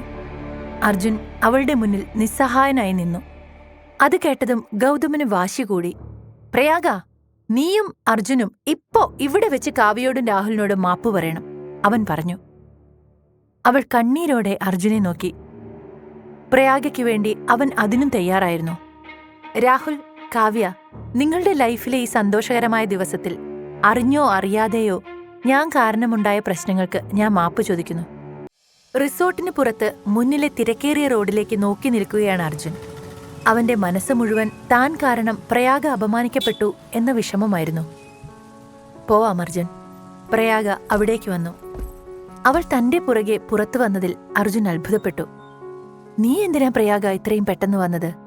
അവരോട് സംസാരിക്കാനുള്ള നല്ല ചാൻസ് ആയിരുന്നില്ലേ അത്? അവൻ ചോദിച്ചു. നീ എന്റെ ഭർത്താവാണ് അർജുൻ. നിന്നെ അപമാനിക്കുന്നത് എന്നെ അപമാനിക്കുന്നത് പോലെയാ. ഇനിയും എന്റെ ആത്മാഭിമാനം നഷ്ടപ്പെടുത്തിക്കൊണ്ട് അവിടെ നിൽക്കാൻ എനിക്ക് പറ്റില്ല. അതാ നിനക്ക് പിന്നാലെ ഞാനും ഇറങ്ങിയത്, അവൾ പറഞ്ഞുകൊണ്ട് അവനെ നോക്കി. അപ്പോ അച്ഛന്റെ ബിസിനസ് കാര്യം? അവൻ ചോദിച്ചു. അറിയില്ല അർജുൻ, എന്തെങ്കിലും ഒരു വഴി കാണാം, വാ. അവൾ മുന്നോട്ട് നടന്നു, പിന്നാലെ അവനും. ഇരുവരും ഒന്നും മിണ്ടാതെ നടന്നു. കുറച്ച് നിമിഷങ്ങൾ കഴിഞ്ഞ്, നീ ഒരു തെറ്റും ചെയ്തിട്ടില്ലെന്ന് എനിക്കറിയാം, ഉറച്ച ശബ്ദത്തോടെ പ്രയാഗ പറഞ്ഞതും അർജുന്റെ കണ്ണുകൾ വിടർന്നു. നീ എന്നെ വിശ്വസിക്കുന്നുണ്ടോ? അർജുൻ ആശ്ചര്യത്തോടെ ചോദിച്ചു. നിനക്ക് മദ്യപിക്കുന്ന ശീലമില്ലെന്ന് എനിക്കറിയാലോ. ഇതെല്ലാം ഗൗതം മനഃപൂർവ്വം ചെയ്തതാ, പ്രയാഗ പറഞ്ഞു. അവളുടെ ആ വാക്കുകൾ അർജുനെ വല്ലാതെ സന്തോഷിപ്പിച്ചു. നിനക്ക് എന്നിലുള്ള ഈ വിശ്വാസം ഒരിക്കലും ഞാൻ തെറ്റിക്കില്ല. ഒരിക്കലും ഞാൻ കാരണം നിനക്കൊരു പ്രശ്നം ഉണ്ടാവുകയില്ല, അവൻ മനസ്സിലുറപ്പിച്ചു. അവന്റെ മുഖത്തെ സന്തോഷം കണ്ടതും പെട്ടെന്ന് എന്തോ ഓർത്ത പോലെ പ്രയാഗ സംസാരിക്കാൻ തുടങ്ങി. ഇതൊന്നും കണ്ട് നീ തെറ്റിദ്ധരിക്കൊന്നും വേണ്ട. ഇന്നല്ലെങ്കിൽ നാളെ ഞാൻ നിന്നെ ഡിവോഴ്സ് ചെയ്യും. അതിലിനി മാറ്റങ്ങളൊന്നുമില്ല. പെട്ടെന്ന് അവൾ അങ്ങനെ പറഞ്ഞതും എന്ത് മറുപടി പറയണം എന്നറിയാതെ അർജുൻ അവിടെ തന്നെ നിന്നു. പിന്നീട് അധികം വൈകാതെ തന്നെ ഇരുവരും വീട്ടിലെത്തി. അവിടെ എത്തുമ്പോൾ പ്രയാഗയുടെ അച്ഛനമ്മമാരായ മഹാദേവനും രേണുകാദേവിയും അവരെ കാത്ത് ഹാളിൽ തന്നെ ഉണ്ടായിരുന്നു. അർജുനെ കണ്ടതും രേണുകയുടെ മുഖം ഇരുണ്ടു. എല്ലാം ചെയ്തു വെച്ചിട്ട് ഒരു നാണവുമില്ലാതെ വന്നിരിക്കുന്നത് കണ്ടില്ലേ? അവർ അവനെ നോക്കി അലറി. ഫംഗ്ഷനിൽ നടന്നതൊന്നും ഞങ്ങൾ അറിയില്ലെന്ന് കരുതിയോ നീ? നാശം പിടിച്ചവൻ. നീ എന്ന് ഈ കുടുംബത്തിൽ കാലുകുത്തിയോ അന്നു മുതൽ തുടങ്ങിയതാ ഞങ്ങളുടെ കഷ്ടകാലം. ഇന്ന് ആ ഫംഗ്ഷന് പോയതിന്റെ ഉദ്ദേശം എന്താണെന്ന് നിനക്കറിയാമോ? എന്റെ മോള് പണമുണ്ടാക്കാൻ എത്രമാത്രം കഷ്ടപ്പെടുന്നുണ്ടെന്ന് നിനക്കറിയാമോ? എല്ലാ പ്രതീക്ഷകളും തകർത്തത് നീ ഒറ്റ ഒരാളാണ്. രേണുക വളരെയധികം ദേഷ്യത്തോടെ അവനോട് പറഞ്ഞു. ഒന്ന് നിർത്തമ്മേ. എന്തറിഞ്ഞിട്ട് അമ്മ അർജുനെ ഇങ്ങനെ കുറ്റപ്പെടുത്തുന്നത്? അവർക്ക് നമ്മളെ സഹായിക്കാനുള്ള മനസ്സൊന്നും ഉണ്ടായിരുന്നില്ല. അതിന് അർജുനെ ഒരു കാരണമാക്കി എന്നേയുള്ളൂ. പ്രയാഗ അവരെ സമാധാനിപ്പിക്കാൻ ശ്രമിച്ചുകൊണ്ട് പറഞ്ഞു. നിനക്ക് ഭ്രാന്താണോ പ്രയാഗ? ഇപ്പോഴും ഇവനു വേണ്ടി വക്കാലത്ത് പറയാൻ? ഇവൻ കാരണമാണ് നമ്മൾ ഈ അവസ്ഥയിലെത്തിയത്. ഇന്ന് അത്രയും പേരുടെ മുന്നിൽ നീ നാണം കെട്ടതും ഇവൻ കാരണമാണ്. എന്നിട്ട് നീ എന്തിനാണ് ഇവനെ സപ്പോർട്ട് ചെയ്യുന്നത്? ഈ ദാരിദ്ര്യം പിടിച്ചവൻ എന്ന് നിന്റെ ജീവിതത്തിൽ വന്നോ അന്നു മുതൽ നമ്മുടെ സുഖവും സന്തോഷവും സമാധാനവും എല്ലാം നഷ്ടമായി. അവർ കലിയടങ്ങാതെ പറഞ്ഞുകൊണ്ടിരുന്നു. അമ്മയ്ക്ക് ഇനി എന്തു പറഞ്ഞാലും മനസ്സിലാവില്ലെന്നോർത്ത് അവൾ മിണ്ടാതെ നിന്നു. മഹാദേവനും ഒന്നും മിണ്ടിയില്ല. രേണുക അർജുനെ കാരണമില്ലാതെ ഇങ്ങനെ കുറ്റപ്പെടുത്തുന്നത് കേട്ട് അയാൾക്ക് വിഷമം തോന്നി. അവർ സംസാരിച്ചുകൊണ്ടിരിക്കുമ്പോൾ അർജുൻ ഒന്നും മിണ്ടാതെ അടുക്കളയിലേക്ക് പോയി. രേണുകയുടെ ദേഷ്യം അപ്പോഴും അടങ്ങിയിരുന്നില്ല. അന്ന് സംഭവിച്ചതിനെല്ലാം അർജുനെ അവർ കുറ്റപ്പെടുത്തിക്കൊണ്ടിരുന്നു. അവരുടെ സംസാരത്തിനെ തീരെ അവഗണിച്ചുകൊണ്ട് അർജുൻ തന്റെ ജോലികളെല്ലാം പെട്ടെന്ന് തന്നെ തീർത്തു. അവർ കഴിക്കാനുള്ള ഭക്ഷണവും പാത്രങ്ങളും വെള്ളവും എല്ലാം നിമിഷനേരം കൊണ്ട് ടേബിളിൽ നിരത്തി. ഡിന്നർ റെഡിയായിട്ടുണ്ട്, വരൂ. അവൻ എല്ലാവരെയും വിളിച്ചു. നീ ഇപ്പോഴല്ലേ അകത്തേക്ക് പോയത്? അതിനുള്ളിൽ എല്ലാം ശരിയാക്കിയോ? രേണുക സംശയത്തോടെ ചോദിച്ചു. ഞാൻ പോയിട്ട് കുറച്ചധികം സമയമായി. അമ്മ അത് ശ്രദ്ധിക്കാത്തതുകൊണ്ടാ. അവൻ അവരുടെ ചോദ്യത്തിന് മറുപടി കൊടുത്തു. എല്ലാവരും ഭക്ഷണം കഴിക്കാനിരുന്നു. കുറച്ചു നേരത്തേക്ക് ഒന്നടങ്ങിയ രേണുക വീണ്ടും അർജുനെ കുറ്റപ്പെടുത്താൻ തുടങ്ങി. മോളെ, നിന്നോട് ഗൗതം പറഞ്ഞതിനെക്കുറിച്ച് ഒന്ന് ഗൗരവമായി ചിന്തിച്ച് ഒരു തീരുമാനം എടുക്ക്. അവൻ പറഞ്ഞതിലും കാര്യമുണ്ട്. ഭക്ഷണം കഴിക്കുന്നതിനിടയിൽ രേണുക പ്രയാഗയോട് പറഞ്ഞു. അമ്മ, ഇനി മേലാൽ എന്നോട് ഈ കാര്യം പറയരുത്. ഇത് എന്റെ ജീവിതമാണ്. എനിക്കറിയാം എന്ത് ചെയ്യണം ചെയ്യണ്ട എന്ന്. അതുപോലെ അർജുനെ ഞാൻ ആരുടെയും നിർബന്ധത്തിന് വഴങ്ങിയും ഡിവോഴ്സ് ചെയ്യില്ല. എനിക്ക് ശരിയെന്ന് തോന്നുന്നത് എന്തോ അതേ ഞാൻ ചെയ്യൂ. അവൾ അവരോട് ദേഷ്യപ്പെട്ടു. ഇനിയും ഇത് എത്ര കാലം തുടരും മോളെ? ഇവനെ ഉപേക്ഷിക്കുന്നതാണ് നിന്റെ ജീവിതത്തിന് നല്ലത്. നിന്റെ നല്ലതിനു വേണ്ടിയല്ലേ അമ്മ പറയുന്നത്? അതെന്താ മോൾക്ക് മനസ്സിലാവാത്തത്? ഇവൻ കാരണം നമ്മുടെ കുടുംബക്കാരെല്ലാം നമ്മളെ അകറ്റി നിർത്തിയേക്കുകയാണ്.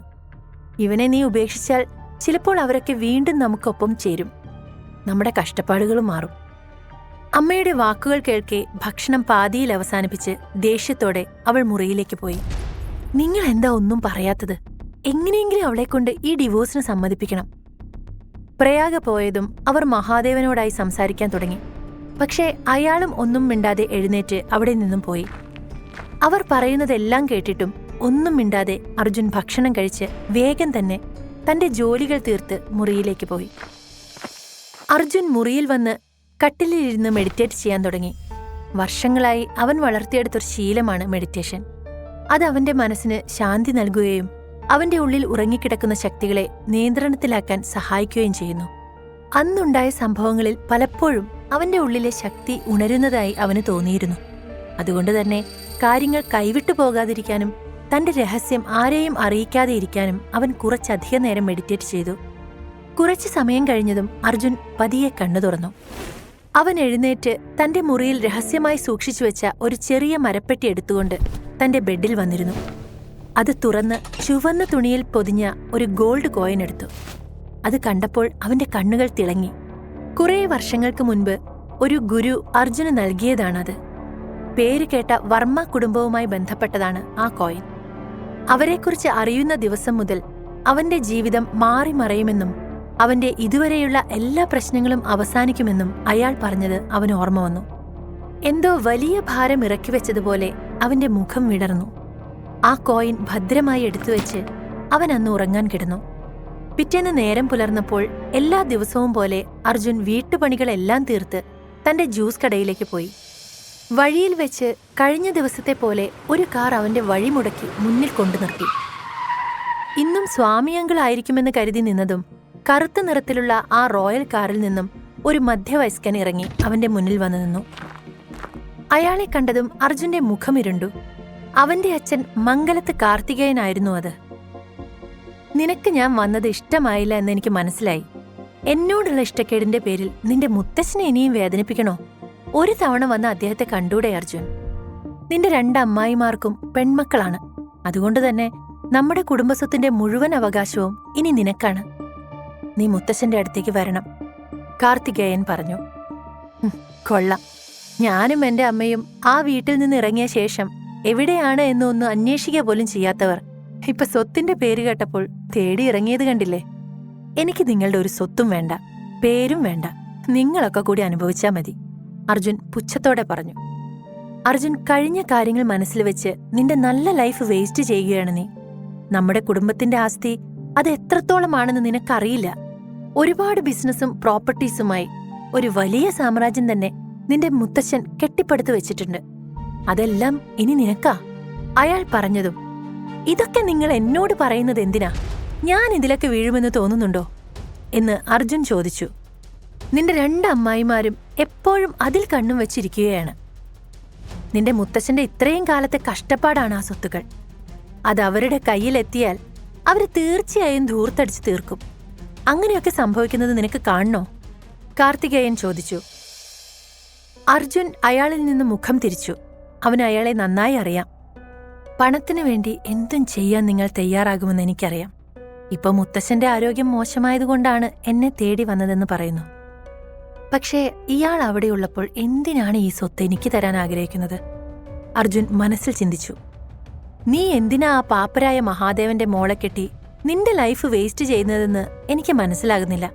ഇന്നലെ രാത്രി ആ ഫംഗ്ഷനിൽ നിനക്കുണ്ടായ അപമാനത്തെക്കുറിച്ച് എനിക്കറിയാം. നിന്റെ തെറ്റല്ലാഞ്ഞിട്ടും നീ എന്തിനാ അതെല്ലാം ഏറ്റുപറഞ്ഞ് ഒരു പാവത്താനായി നിന്നത്? രാഹുലിന്റെ ഫാമിലിയും നിന്റെ സോക്കോൾഡ് ഇൻലോസിന്റെ ഫാമിലിയുമൊക്കെ നീ ആരാണെന്ന് അറിഞ്ഞാൽ നിന്റെ കാൽ ചുവട്ടിൽ വന്നിരിക്കും. നിന്റെ സെർവൻസ് ആവാൻ പോലും ക്വാളിഫിക്കേഷൻ ഇല്ല അവർക്കൊന്നും. ഇത് നിനക്കും അറിയാം. എന്നിട്ടും എന്തിനാ നീ അവിടെ കടിച്ചു തൂങ്ങി നിൽക്കുന്നത് അർജുൻ? കാർത്തികേയൻ ചോദിച്ചു. അച്ഛൻ തന്നെ ഇമോഷണലായി ട്രാക്ക് ചെയ്ത് തിരിച്ചു കൊണ്ടുപോകാനാണ് ഇതൊക്കെ പറയുന്നതെന്ന് മനസ്സിലാക്കിയ അർജുൻ അയാൾക്ക് മറുപടി നൽകാൻ കൂട്ടാക്കിയില്ല. നീ ഇപ്പോഴും ചെറുപ്പമാണ്. നിനക്ക് മുന്നിൽ ഇനിയും ഒരുപാട് ജീവിതമുണ്ട്. നീ എന്നെ വല്ലാതെ വെറുക്കുന്നുവെന്ന് എനിക്കറിയാം. നിന്നോടും നിന്റെ അമ്മയോടും ഞാൻ ചെയ്തത് അന്യായം തന്നെയാണ്. പക്ഷേ അതിൽ എനിക്ക് എന്റേതായ ശരികളുണ്ടായിരുന്നു.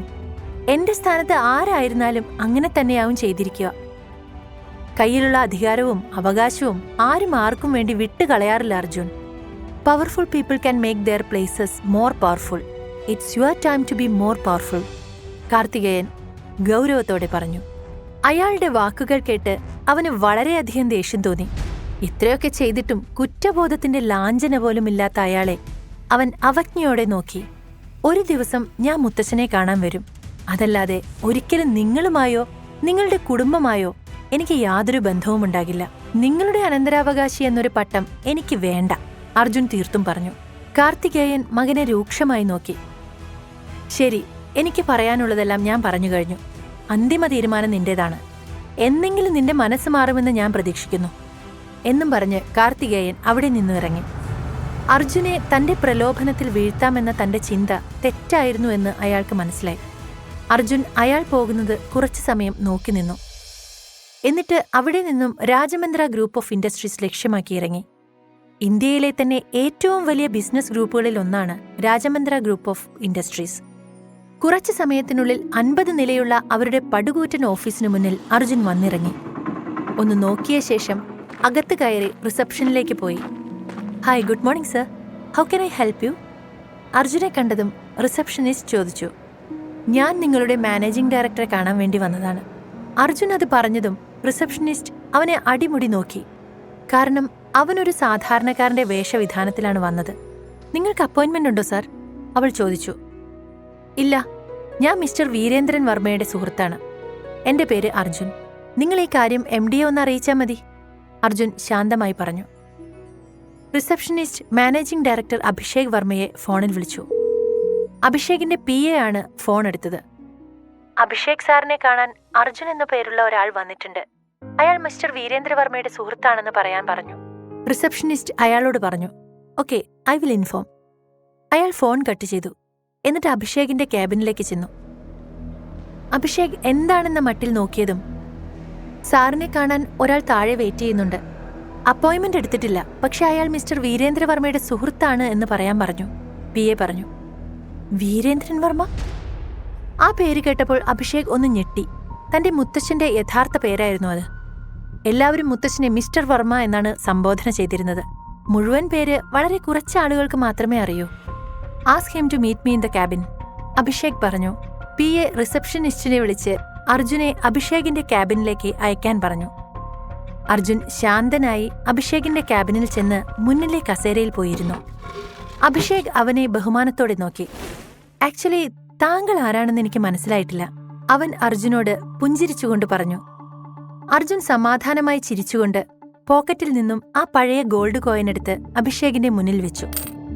അത് കണ്ട് അഭിഷേക് ഒന്ന് ഞെട്ടി. വർമ്മ കുടുംബത്തിലെ അംഗങ്ങളെ പ്രതിനിധീകരിക്കുന്ന ഒരു അമൂല്യമായ ടോക്കണാണിത്. ആ കോയിൻ കുടുംബത്തിലെ ആളുകളുടെ പ്രാധാന്യത്തെ കാണിക്കുന്നു.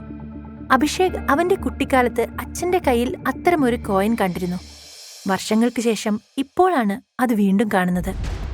എന്നാൽ അച്ഛന്റെ കയ്യിലുണ്ടായ കോയിനേക്കാൾ മൂല്യമുള്ളതാണ് ഇതെന്ന് അവന് മനസ്സിലായി. ഞാൻ ഞങ്ങളുടെ ഫാമിലി വക്കീലിനെ വിളിക്കാം, അദ്ദേഹം നിങ്ങളോട് സംസാരിക്കും, അഭിഷേക് പറഞ്ഞു. അഭിഷേക് ഉടൻ തന്നെ തന്റെ അഡ്വക്കേറ്റ് ജോസഫിനെ ഫോണിൽ വിളിച്ചു. പെട്ടെന്ന് തന്നെ നരച്ച മുടിയുള്ള മധ്യവയസ്കനായ ജോസഫ് അഭിഷേകിന്റെ ക്യാബിനിലേക്ക് വന്നു. വരുന്നതിനിടയിൽ അർജുനെ അയാൾ അടിമുടി നോക്കി. അർജുന്റെ കയ്യിൽ നിന്നും ആ ടോക്കൺ വാങ്ങി തിരിച്ചും മറിച്ചും സൂക്ഷ്മമായി നിരീക്ഷിച്ചു. അതിനിടയിൽ സംശയത്തോടെ അർജുനെ നോക്കുന്നുമുണ്ടായിരുന്നു. എന്താ നിന്റെ പേര്? ജോസഫ് ചോദിച്ചു. അർജുൻ സൈരന്ദ്രി, അവൻ സൗമ്യമായി പറഞ്ഞു. അത് കേട്ടയുടനെ ജോസഫ് ഒന്ന് ഞെട്ടുകയും അവനെ ആക്രമിക്കാൻ ഒരുങ്ങുകയും ചെയ്തു. അർജുനനെ ജോസഫ് ആക്രമിക്കുന്നത് കണ്ട് അഭിഷേക് ഞെട്ടിപ്പോയി. ജോസഫ് ഇത്തരത്തിൽ പ്രതികരിക്കുമെന്ന് അവൻ പ്രതീക്ഷിച്ചിരുന്നില്ല.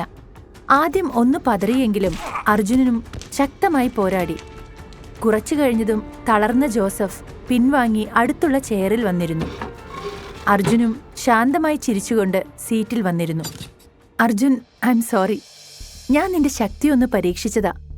പക്ഷെ എന്നെക്കൊണ്ട് അളക്കാൻ പറ്റുന്നതല്ല അത് എന്ന് എനിക്ക് മനസ്സിലായി.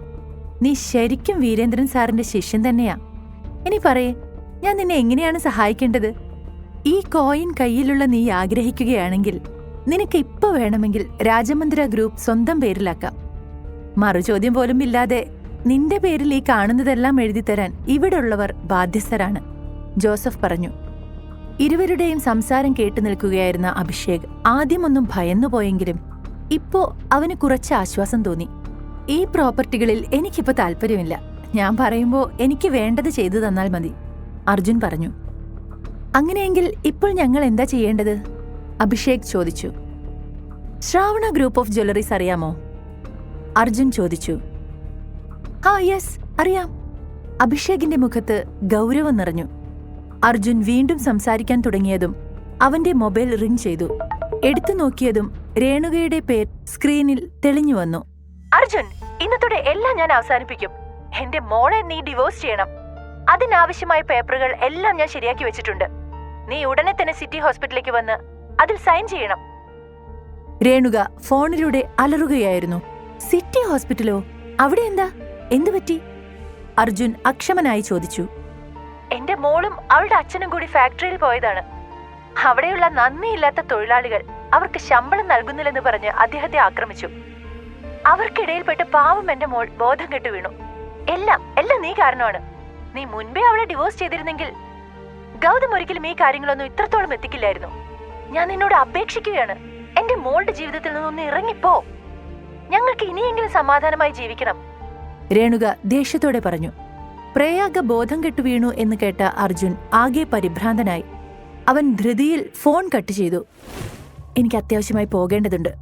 ഞാൻ വീണ്ടും വരും. അതിനുള്ളിൽ ശ്രാവണ ഗ്രൂപ്പിന്റെ എല്ലാ ബിസിനസ്സുകളും എത്രയും പെട്ടെന്ന് നിങ്ങൾ വാങ്ങിക്കണം, അവൻ അവരോട് ആജ്ഞാപിച്ചു. അർജുൻ ഇറങ്ങിപ്പോകുന്നത് കണ്ട അഭിഷേക് ദീർഘമായി നിശ്വസിച്ചു. താങ്ക് ഗോഡ്, ഞാൻ കരുതി എല്ലാം കയ്യിൽ നിന്ന് പോയെന്ന്. കാരണം അർജുൻ പറഞ്ഞ കാര്യം അഭിഷേകിന് വളരെ നിസ്സാരമായി ചെയ്യാൻ സാധിക്കുന്ന ഒന്നായിരുന്നു. അവന്റെ ബിസിനസ് വെച്ച് നോക്കുമ്പോൾ എത്രയോ താഴെയായിരുന്നു ശ്രാവണ ഗ്രൂപ്പ് ഓഫ് ജ്വല്ലറീസ്. ധൃതിയിൽ സിറ്റി ഹോസ്പിറ്റലിലേക്ക് പോയ അർജുൻ റിസപ്ഷനിൽ ചെന്ന് മഹാദേവന്റെയും പ്രയാഗയുടെയും റൂം കണ്ടെത്തി അങ്ങോട്ട് പോയി. എവിടെയായിരുന്നു നീ? ഫാക്ടറിയിൽ നടന്നതൊക്കെ അറിഞ്ഞല്ലോ. എല്ലാത്തിനും കാരണം നീയാണ്. നീ കാരണമാണ് എന്റെ മോൾ ഈ അവസ്ഥയിലായത്.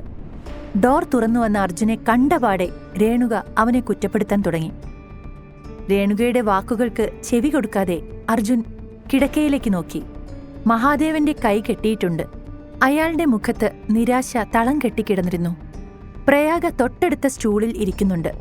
അവളുടെ മുഖത്തും നല്ല വിഷമമുണ്ട്. ഇത്രയും പരിക്കേൽക്കാനും മാത്രം എന്താ സംഭവിച്ചതച്ചാ? അവൻ ചോദിച്ചു. ഒന്നുമില്ല മോനെ, കാര്യമായി പരിക്കൊന്നുമില്ല, മഹാദേവൻ പറഞ്ഞു. അർജുൻ പ്രയാഗയെയും നോക്കി. ഞാൻ ഓക്കെയാണ്, അച്ഛനും പണിക്കാരും തമ്മിലാണ്. ബാക്കി പറയാതെ അവൾ നിർത്തി. കൂലി കൊടുക്കുന്നില്ലെന്നും പറഞ്ഞു തുടങ്ങിയതല്ല. പക്ഷെ എനിക്കറിയാം, പണമല്ല, നീ കാരണമാണ് ഇന്ന് ഇത്രയധികം അനർത്ഥങ്ങൾ സംഭവിച്ചതെന്ന്. ഇപ്പോൾ ഞങ്ങളുടെ ഫാക്ടറി നഷ്ടപ്പെട്ടു. ഇങ്ങനെ പോയാൽ ഞങ്ങൾ താമസിക്കുന്ന വീടും നഷ്ടപ്പെടും. അതിനും നീ തന്നെയാണ് കാരണം. രേണുക അർജുനെ പലതും പറഞ്ഞുകൊണ്ടിരുന്നു. അർജുന് വളരെയധികം ദേഷ്യം തോന്നി. ആ ഗൗതം, അവൻ മനഃപൂർവ്വം വർക്കേഴ്സിനെ പിരികയറ്റി വിടുന്നതാണ്. അവനെ ഇനി വെറുതെ വിട്ടാൽ ശരിയാവില്ല. അവൻ മനസ്സിൽ ചിന്തിച്ചു. നമ്മുടെ ഇൻവെസ്റ്റേഴ്സ് എല്ലാം ഇപ്പോൾ ഗൗതമിന്റെ കയ്യിലാണ്. നീ ഞങ്ങൾക്ക് വേണ്ടി ഒരേ ഒരു ഉപകാരം മാത്രം ചെയ്യേ. ഈ വിവാഹമോചനത്തിന് തയ്യാറാവണം. നീ ഞങ്ങളുടെ കുടുംബത്തിൽ നിന്ന് പോയാൽ ഉറപ്പായും ഗൗതം ഞങ്ങളെ സഹായിക്കും. രേണുക വീണ്ടും അർജുനോട് പറഞ്ഞു. ഒന്ന് നിർത്തുന്നുണ്ടോ നീ? അവൻ വന്നപ്പോ തുടങ്ങിയതാ. അവനല്ല, ഞാനാ ഇതിനെല്ലാം കാരണം. ഞാനൊരു കഴിവ് കെട്ടവനായിപ്പോയി. ആരെയും ചതിക്കാനും കൊള്ളലാഭം ഉണ്ടാക്കാനും ഞാൻ പഠിച്ചില്ല. സത്യസന്ധമായി ബിസിനസ് കൊണ്ടുപോയ എന്നെ എന്റെ സഹോദരങ്ങൾ പോലും തള്ളിപ്പറഞ്ഞു. ഞാൻ മോനെ പോലെ കണ്ട ആ ഗൗതമിന് എങ്ങനെ തോന്നുന്നോ ആവോ എന്നോട് ഇങ്ങനെ ചെയ്യാൻ? എനിക്ക് അവനോടൊന്ന് സംസാരിക്കണം. വേണമെങ്കിൽ നമ്മുടെ ഫാക്ടറിയും വീടും അവർക്ക് കൊടുക്കാം. നമുക്കെല്ലാം ഉപേക്ഷിച്ച് ഈ നാട് തന്നെ വിട്ടുപോകാം. മടുത്തു എനിക്ക്. മഹാദേവൻ വികാരാധീനനായി പറഞ്ഞതും രേണുക വിഷമത്തോടെ പ്രയാഗയെ നോക്കി. ഹ, എല്ലാവരും ഉണ്ടല്ലോ. ഈ യൂസ്ലെസ് ഉണ്ടായിരുന്നോ? നിനക്ക് നാണമെന്നൊന്നില്ലടോ. ഇനിയും ഇങ്ങനെ പുറത്തിറങ്ങി നടക്കാൻ. അവരുടെ മുറിയുടെ വാതിൽക്കൽ നിന്ന് ഒരു പരിഹാസ സ്വരം കേട്ടതും എല്ലാവരും തിരിഞ്ഞു നോക്കി. ഗൗതമായിരുന്നു അത്. ഫാക്ടറിയിൽ ഇത്രയും പ്രശ്നങ്ങൾ ഉണ്ടായിട്ടും അന്നേരം ഒന്ന് സഹായിക്കാൻ വരാതെ അവൻ എങ്ങനെ ഇവിടെ വന്ന് മുഖം കാണിക്കാൻ കഴിയുന്നു? ഞാൻ കൃത്യസമയത്ത് എത്തിയില്ലെങ്കിലോ വല്യച്ഛ, നിങ്ങളെ രണ്ടുപേരെയും അവരെല്ലാം കൂടി കൊന്നു തള്ളിയനെ.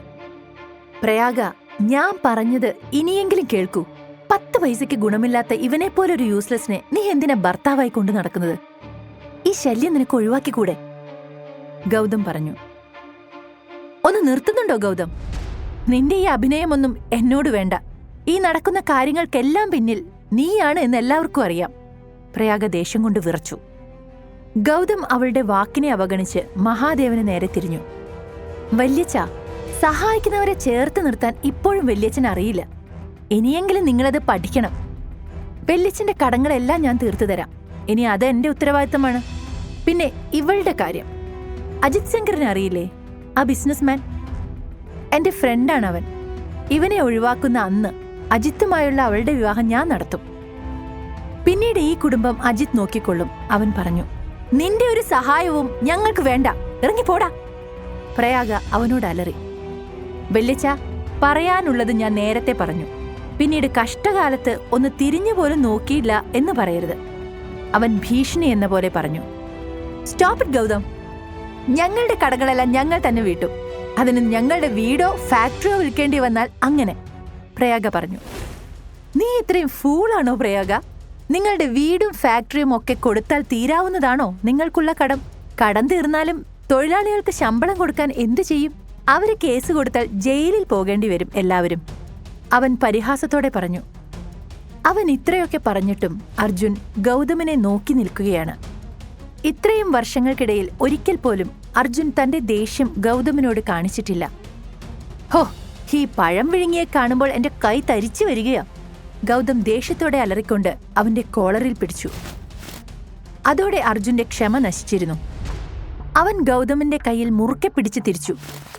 അവന്റെ കൈ തിരിയുന്നതിനനുസരിച്ച് ഗൗതം വേദന കൊണ്ട് പുളഞ്ഞു. നിനക്ക് എത്ര ധൈര്യമുണ്ടായിട്ടാണ് എന്റെ കയ്യിൽ പിടിച്ചത്? വേദനയ്ക്കിടയിലും ഗൗതം ചോദിച്ചു. എന്നിട്ടും അർജുൻ അവന്റെ പിടിവിട്ടില്ല. പകരം ഒന്നുകൂടി മുറുക്കെ പിടിച്ചു.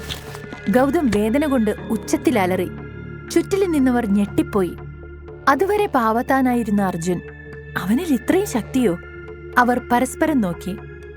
വേദന സഹിക്കാനാവാതെ ഗൗതം അർജുന്റെ മുന്നിൽ മുട്ടുകുത്തി. പ്രതികരിക്കാൻ പോലും ആയില്ല അവന്. അർജുൻ പതിയെ ഗൗതമിന്റെ കൈവിട്ടപ്പോൾ അവൻ താഴെ വീണു. എന്നാൽ അർജുന്റെ ശക്തിയുടെ അനന്തരഫലങ്ങൾ കാരണം ഗൗതം അപ്പോഴും നിലവിളിച്ചുകൊണ്ടിരുന്നു. അവന്റെ കൈ ഒടിഞ്ഞു തൂങ്ങിയിരുന്നു. അവന് വേദന സഹിക്കാൻ കഴിഞ്ഞില്ല. ഇതിന് നീ അനുഭവിക്കും അർജുൻ. നിന്റെ ജീവിതം അവസാനിച്ചു എന്ന് കരുതിക്കോ. എടി, നീയും എണ്ണിവെച്ചോ. ഇനി മുതൽ നിങ്ങളുടെ കുടുംബത്തിന്റെ നാശമാണ്. ആ ദൈവത്തിന് പോലും നിങ്ങളെ രക്ഷിക്കാൻ കഴിയില്ല. ഗൗതം ദേഷ്യത്തോടെ അവരോട് പറഞ്ഞ് അവിടെ നിന്ന് ഇറങ്ങിപ്പോയി. എന്റെ ദൈവമേ, എന്താ ഇവിടെ ഇപ്പൊ സംഭവിച്ചത്? എന്തിനാ നീ അവനെ ഉപദ്രവിച്ചത്? ഈ കുടുംബത്തിന് ഇനി എന്ത് സംഭവിക്കുമെന്ന് നീ ചിന്തിച്ചോ? ഇനി എന്ത് ചെയ്യും നമ്മൾ? വീണ്ടും നീ കാരണം ഞങ്ങളുടെ കുടുംബം മുഴുവൻ തകരുമല്ലോ. രേണുക ഭയത്തോടെ പറഞ്ഞു. എന്തിനാ അർജുൻ നീ അവനെ ഉപദ്രവിച്ചത്? അവനെ നിനക്ക് അറിയുന്നതല്ലേ. ദേഷ്യം കൊണ്ട് ഒരു പ്രശ്നവും പരിഹരിക്കാനാവില്ല. കുറച്ചുകൂടി ശാന്തനായിരിക്കണ്ടേ? പ്രയാഗ പതിയെ പറഞ്ഞു. ഞാൻ ഈ പ്രശ്നം പരിഹരിക്കും, നീ വിഷമിക്കണ്ട. ഗൗതമന് നിന്നെ ഒന്നും ചെയ്യാൻ കഴിയില്ല, ഞാനുണ്ട് കൂടെ, അർജുൻ ഉറച്ചു പറഞ്ഞു. ആ, നീ ഇവളെ സംരക്ഷിക്കുമെന്നോ? നിന്നെപ്പോലൊരു കിഴങ്ങനെ കൊണ്ട് അതിന് കഴിയുമെന്ന് തോന്നുന്നുണ്ടോ? രേണുകാദേവി പരിഹാസത്തോടെ ചോദിച്ചു. അർജുൻ ദേഷ്യത്തോടെ രേണുകയെ നോക്കിയതും ദേഷ്യം കൊണ്ട് ചുവന്ന അവന്റെ കണ്ണുകൾ അവരെ ഭയപ്പെടുത്തി.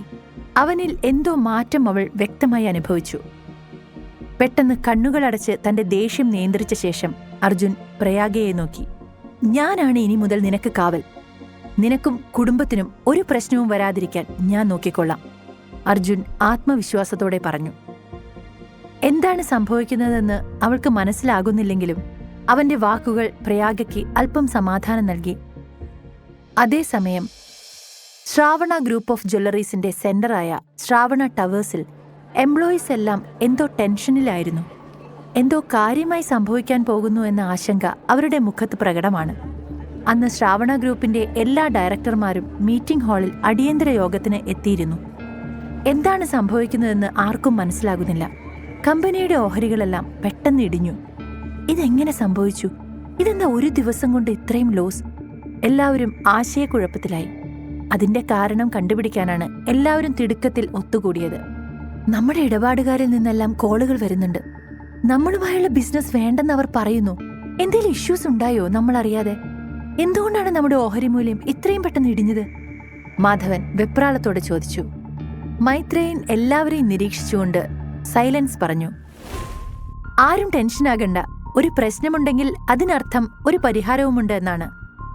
നമുക്കൊന്ന് ആലോചിക്കാം, അയാൾ ഗൗരവത്തോടെ പറഞ്ഞു. വർഷങ്ങളായി ശ്രാവണ ഗ്രൂപ്പ് ഓഫ് ഇൻഡസ്ട്രീസിന്റെ ചുമതല മൈത്രേയനാണ് വഹിക്കുന്നത്. ഇത്തരമൊരു സാഹചര്യം അയാൾ മുമ്പ് കണ്ടിട്ടില്ല. അതുകൊണ്ടുതന്നെ ചെറുതല്ലാത്തൊരു ഭയം അയാൾക്കുള്ളിലുണ്ട്.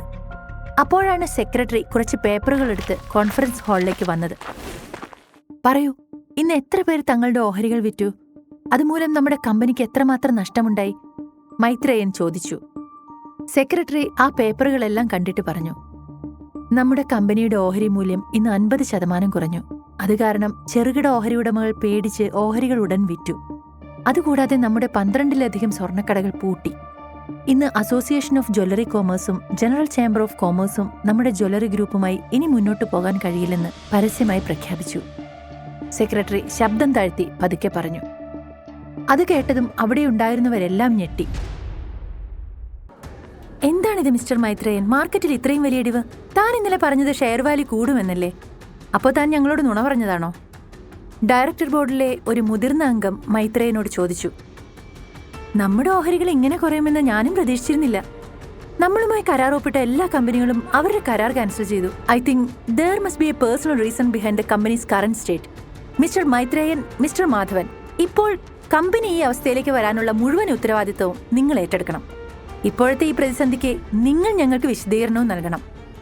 ഡയറക്ടർ ബോർഡിലുള്ള ഒരു ലേഡി എഴുന്നേറ്റ് നിന്ന് രൂക്ഷമായി പറഞ്ഞു. അത് കേട്ടതും മൈത്രേയന്റെയും മാധവന്റെയും മുഖം വിളറി. ഒറ്റ ദിവസം കൊണ്ട് കമ്പനി ഇങ്ങനെ തകരാൻ എന്ത് തെറ്റാണ് തങ്ങൾ ചെയ്തതെന്ന് അവർക്ക് എത്ര ആലോചിച്ചിട്ടും മനസ്സിലായില്ല. മാധവ, നീ എന്തെങ്കിലും സൊല്യൂഷൻ കാണുന്നുണ്ടോ? ഇപ്പൊ നമ്മുടെ കൺമുന്നിലുള്ള പ്രശ്നത്തിന്റെ പിന്നിൽ ആരുടെയോ ഇടപെടലുണ്ട്, എനിക്ക് ഉറപ്പാണ്. അല്ലാതെ ഇതുപോലൊരു ലോസ് ഞാൻ എന്റെ കരിയറിൽ കണ്ടിട്ടില്ല. മൈത്രേയൻ പറഞ്ഞു. യെസ്, ആദ്യം ചെയ്യേണ്ടത് നമ്മുടെ കമ്പനിക്ക് ഈ പ്രശ്നം എങ്ങനെയുണ്ടായെന്ന് കണ്ടെത്തലാണ്. അതിനുശേഷം നമുക്ക് ബാക്കി ഡിസ്കസ് ചെയ്യാം. മാധവൻ പറഞ്ഞു. തങ്ങൾക്കെതിരെ പ്രവർത്തിച്ച തങ്ങളറിയാത്ത ശത്രു ആരാണെന്ന് എത്ര ആലോചിച്ചിട്ടും അവർക്ക് മനസ്സിലായില്ല.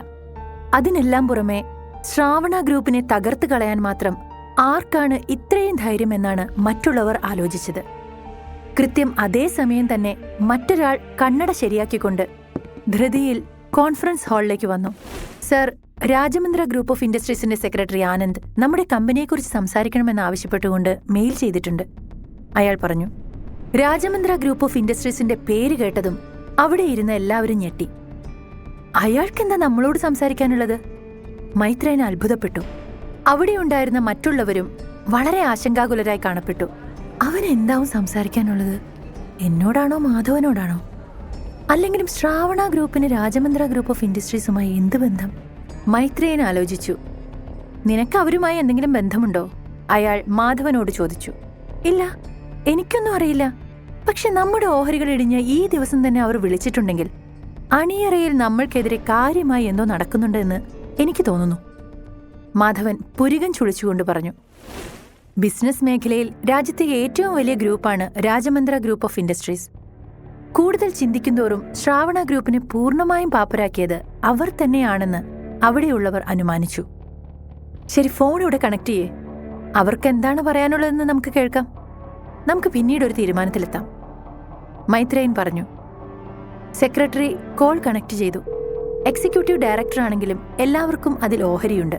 അതുകൊണ്ട് എല്ലാവരുടെയും സമ്മതത്തോടെ മാത്രമേ എന്തു തീരുമാനവും എടുക്കാനാവൂ. മൈത്രേയൻ നല്ല ടെൻഷനിലായിരുന്നു. സെക്രട്ടറി കോൾ കണക്ട് ചെയ്തപ്പോൾ തന്നെ മൈത്രേയൻ എടുത്ത് ഹലോ പറഞ്ഞു. മിസ്റ്റർ മൈത്രേയൻ അല്ലേ? മറുവശത്തു നിന്നും ഒരു ശബ്ദം കേട്ടു. അതെ. മൈത്രേയൻ അല്പം ഭയത്തോടെ പറഞ്ഞു. 1 മണിക്കൂറിനുള്ളിൽ നിങ്ങളുടെ ശ്രാവണ ടവേഴ്സിലെ മീറ്റിംഗ് ഹാളിൽ ഒരു കോൺഫറൻസ് ഉണ്ടാകും. നിങ്ങളുടെ ബിസിനസ്സുമായി ബന്ധപ്പെട്ട എല്ലാ ഡയറക്ടർമാരും ആ യോഗത്തിൽ പങ്കെടുക്കണം. പ്രത്യേകിച്ച് നിങ്ങളുടെ അനുജന്റെ മകൻ ഗൗതം നിർബന്ധമായി മീറ്റിംഗിൽ ഉണ്ടായിരിക്കണം, സെക്രട്ടറി ആനന്ദ് പറഞ്ഞു. മൈത്രേയന്റെ മുഖം വിളറി. തന്റെ സാമ്രാജ്യം നഷ്ടപ്പെട്ടതിന്റെ വേദന അദ്ദേഹത്തിന്റെ മുഖത്ത് പ്രകടമാണ്. ഫോൺ ലൗഡ് സ്പീക്കറിലായിരുന്നു. അതുകൊണ്ട് തന്നെ തന്റെ മകന്റെ പേര് കേട്ടപ്പോൾ മാധവന് വല്ലാത്ത നാണക്കേട് തോന്നി. എല്ലാ ഡയറക്ടർമാരും മാധവനെ ദേഷ്യത്തോടെ നോക്കാൻ തുടങ്ങി. പ്രത്യേകിച്ച് ഗൗതം എന്ന പേര് ഉയർന്നു വന്നതോടെ ഇതിനെല്ലാം കാരണം അവനാണെന്ന് അവിടെയുള്ള എല്ലാവർക്കും തോന്നി. രാജമന്ദ്ര ഗ്രൂപ്പ് ഓഫ് ഇൻഡസ്ട്രീസിന് അവർ ആഗ്രഹിക്കുന്നതൊക്കെ നടത്തിക്കാൻ കഴിയും. മൈത്രേയനും കൂട്ടർക്കും എന്നല്ല, ആർക്കും അവരെ എതിർക്കാൻ കഴിയില്ല. ഗൗതം ആ രാജമന്ദ്ര ഗ്രൂപ്പിനെതിരായി എന്തോ ചെയ്തു, അതാണ് എല്ലാത്തിനും കാരണം എന്ന് എല്ലാവരും പറഞ്ഞു. എല്ലാ ഷെയർ ഹോൾഡർമാരും പാലക്കൽ കുടുംബാംഗങ്ങളും മീറ്റിംഗിൽ പങ്കെടുക്കാൻ മൈത്രേയൻ ഉത്തരവിട്ടു. അധികം സമയമില്ലാത്തതിനാൽ എല്ലാവരും തിരക്കിട്ട് അവിടെ എത്തി. ഗൗതമും ആ കൂട്ടത്തിലുണ്ടായിരുന്നു. സമയം 3 മണിയായി. കോൺഫറൻസ് ഹാളിൽ എല്ലാവരും കാത്തിരിക്കുകയായിരുന്നു. സ്ഥിതി വളരെ സംഘർഷഭരിതമാണ്. ഫോൺ ചെയ്ത് 3 മണിക്കൂർ കഴിഞ്ഞിട്ടും രാജമന്ദ്ര ഗ്രൂപ്പിൽ നിന്നും ആരും അവിടേക്ക് വന്നില്ല.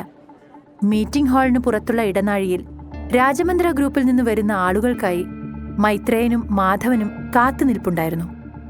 എത്തേണ്ട സമയം കഴിഞ്ഞിട്ടും വിളിച്ചു ചോദിക്കാനുള്ള ധൈര്യം പോലും അവർക്കില്ല. ഏട്ടാ, നമുക്ക് അങ്ങോട്ടേക്ക് വിളിച്ചാലോ? ശരിക്കും അവിടെ നിന്ന് ആരെങ്കിലും വരുന്നുണ്ടോ ഇല്ലയോ എന്നറിയണ്ടേ? ഓഹരി ഉടമകളെല്ലാം ഏറെ നേരമായി കാത്തിരിക്കുകയാണ്. അവരെ ഇങ്ങനെ കാത്തിരിപ്പിക്കുന്നത് വളരെ നാണക്കേടാണ്, മാധവൻ പറഞ്ഞു. അങ്കിളെ, ഇപ്പൊ എല്ലാവരും പറഞ്ഞേക്കാന്ന് തോന്നുന്നു. രാജമന്ദ്ര ഗ്രൂപ്പിൽ നിന്നുള്ള ആൾ മീറ്റിംഗ് ഹാളിൽ വരുമ്പോൾ എല്ലാവരും വീണ്ടും വിളിക്കാം. That's not a big deal, Rahul പറഞ്ഞു. വേണ്ട രാഹുൽ, നമ്മൾ അവരെ കാത്തിരുന്നേ മതിയാവൂ. എന്തോ ഇഷ്യൂ ഉണ്ട്, മൈത്രേയൻ പറഞ്ഞു. എന്താ ഇത്? എത്ര നേരം ഇനിയും കാത്തിരിക്കണം? അവിടെ നിന്ന് ആരെങ്കിലും വരുമോ? എന്തിനാ ജനറൽ മാനേജറായ എന്നോട് ഈ മീറ്റിംഗിൽ പങ്കെടുക്കാൻ പ്രത്യേകം പറഞ്ഞത്? ഗൗതമിന് കാത്തിരിക്കാനുള്ള ക്ഷമ നഷ്ടപ്പെട്ടു. അല്ലെങ്കിൽ നമ്മുടെ ഡയറക്ടേഴ്സൊക്കെ അവരുടെ സെക്രട്ടറിക്ക് വേണ്ടി കാത്തിരിക്കുന്നത് എന്ത് ബോറായ കാര്യമാണ്. ഗൗതം വളരെ അക്ഷമനായി പറഞ്ഞു. മിണ്ടാതിരിക്കുക ഗൗതം, അവരെക്കുറിച്ച് നിനക്കെന്തറിയാം? അവരുടെ പേര് പറഞ്ഞാൽ തന്നെ ബിസിനസ് മേഖലയിൽ ചലനങ്ങൾ ഉണ്ടാകും. അങ്ങനെയുള്ള അവർ നിന്നോട് വരാൻ പ്രത്യേകം ആവശ്യപ്പെട്ടിട്ടുണ്ടെങ്കിൽ നീ എന്തെങ്കിലും ചെയ്തിരിക്കണം. നീ കാരണമാണ് ഈ പ്രോബ്ലംസ് ഒക്കെ ഉണ്ടായതെങ്കിൽ ബാക്കി ഞാനിപ്പോ പറയുന്നില്ല, മാധവൻ ദേഷ്യത്തോടെ വിളിച്ചു പറഞ്ഞു. ഈ കാര്യം ഇതിനകം അവിടെയുള്ള എല്ലാവരുടെയും മനസ്സിലുണ്ട്. കോൺഫറൻസ് ഹാളിൽ സെൻട്രലൈസ്ഡ് AC ഉണ്ടായിരുന്നിട്ടും എല്ലാവരും ടെൻഷൻ കൊണ്ട് വിയർക്കുകയായിരുന്നു. പെട്ടെന്നൊരു യുവാവ് തന്റെ 2 അഭിഭാഷകർക്കൊപ്പം കോൺഫറൻസ് ഹാളിലേക്ക് പ്രവേശിച്ചു. ഹായ് ഓൾ, ഞാൻ ആനന്ദ്. ഇപ്പോൾ നിങ്ങളുടെ നിയന്ത്രണത്തിലുള്ള ശ്രാവണ ഗ്രൂപ്പ് ഓഫ് ജ്വല്ലറീസിനെ ഏറ്റെടുക്കുന്നതിനാണ് ഞാൻ ഈ മീറ്റിംഗ് കണ്ടക്ട് ചെയ്തത്, ആനന്ദ് പറഞ്ഞു. എല്ലാവരും നിശബ്ദരായി നോക്കി നിൽക്കുകയാണ്.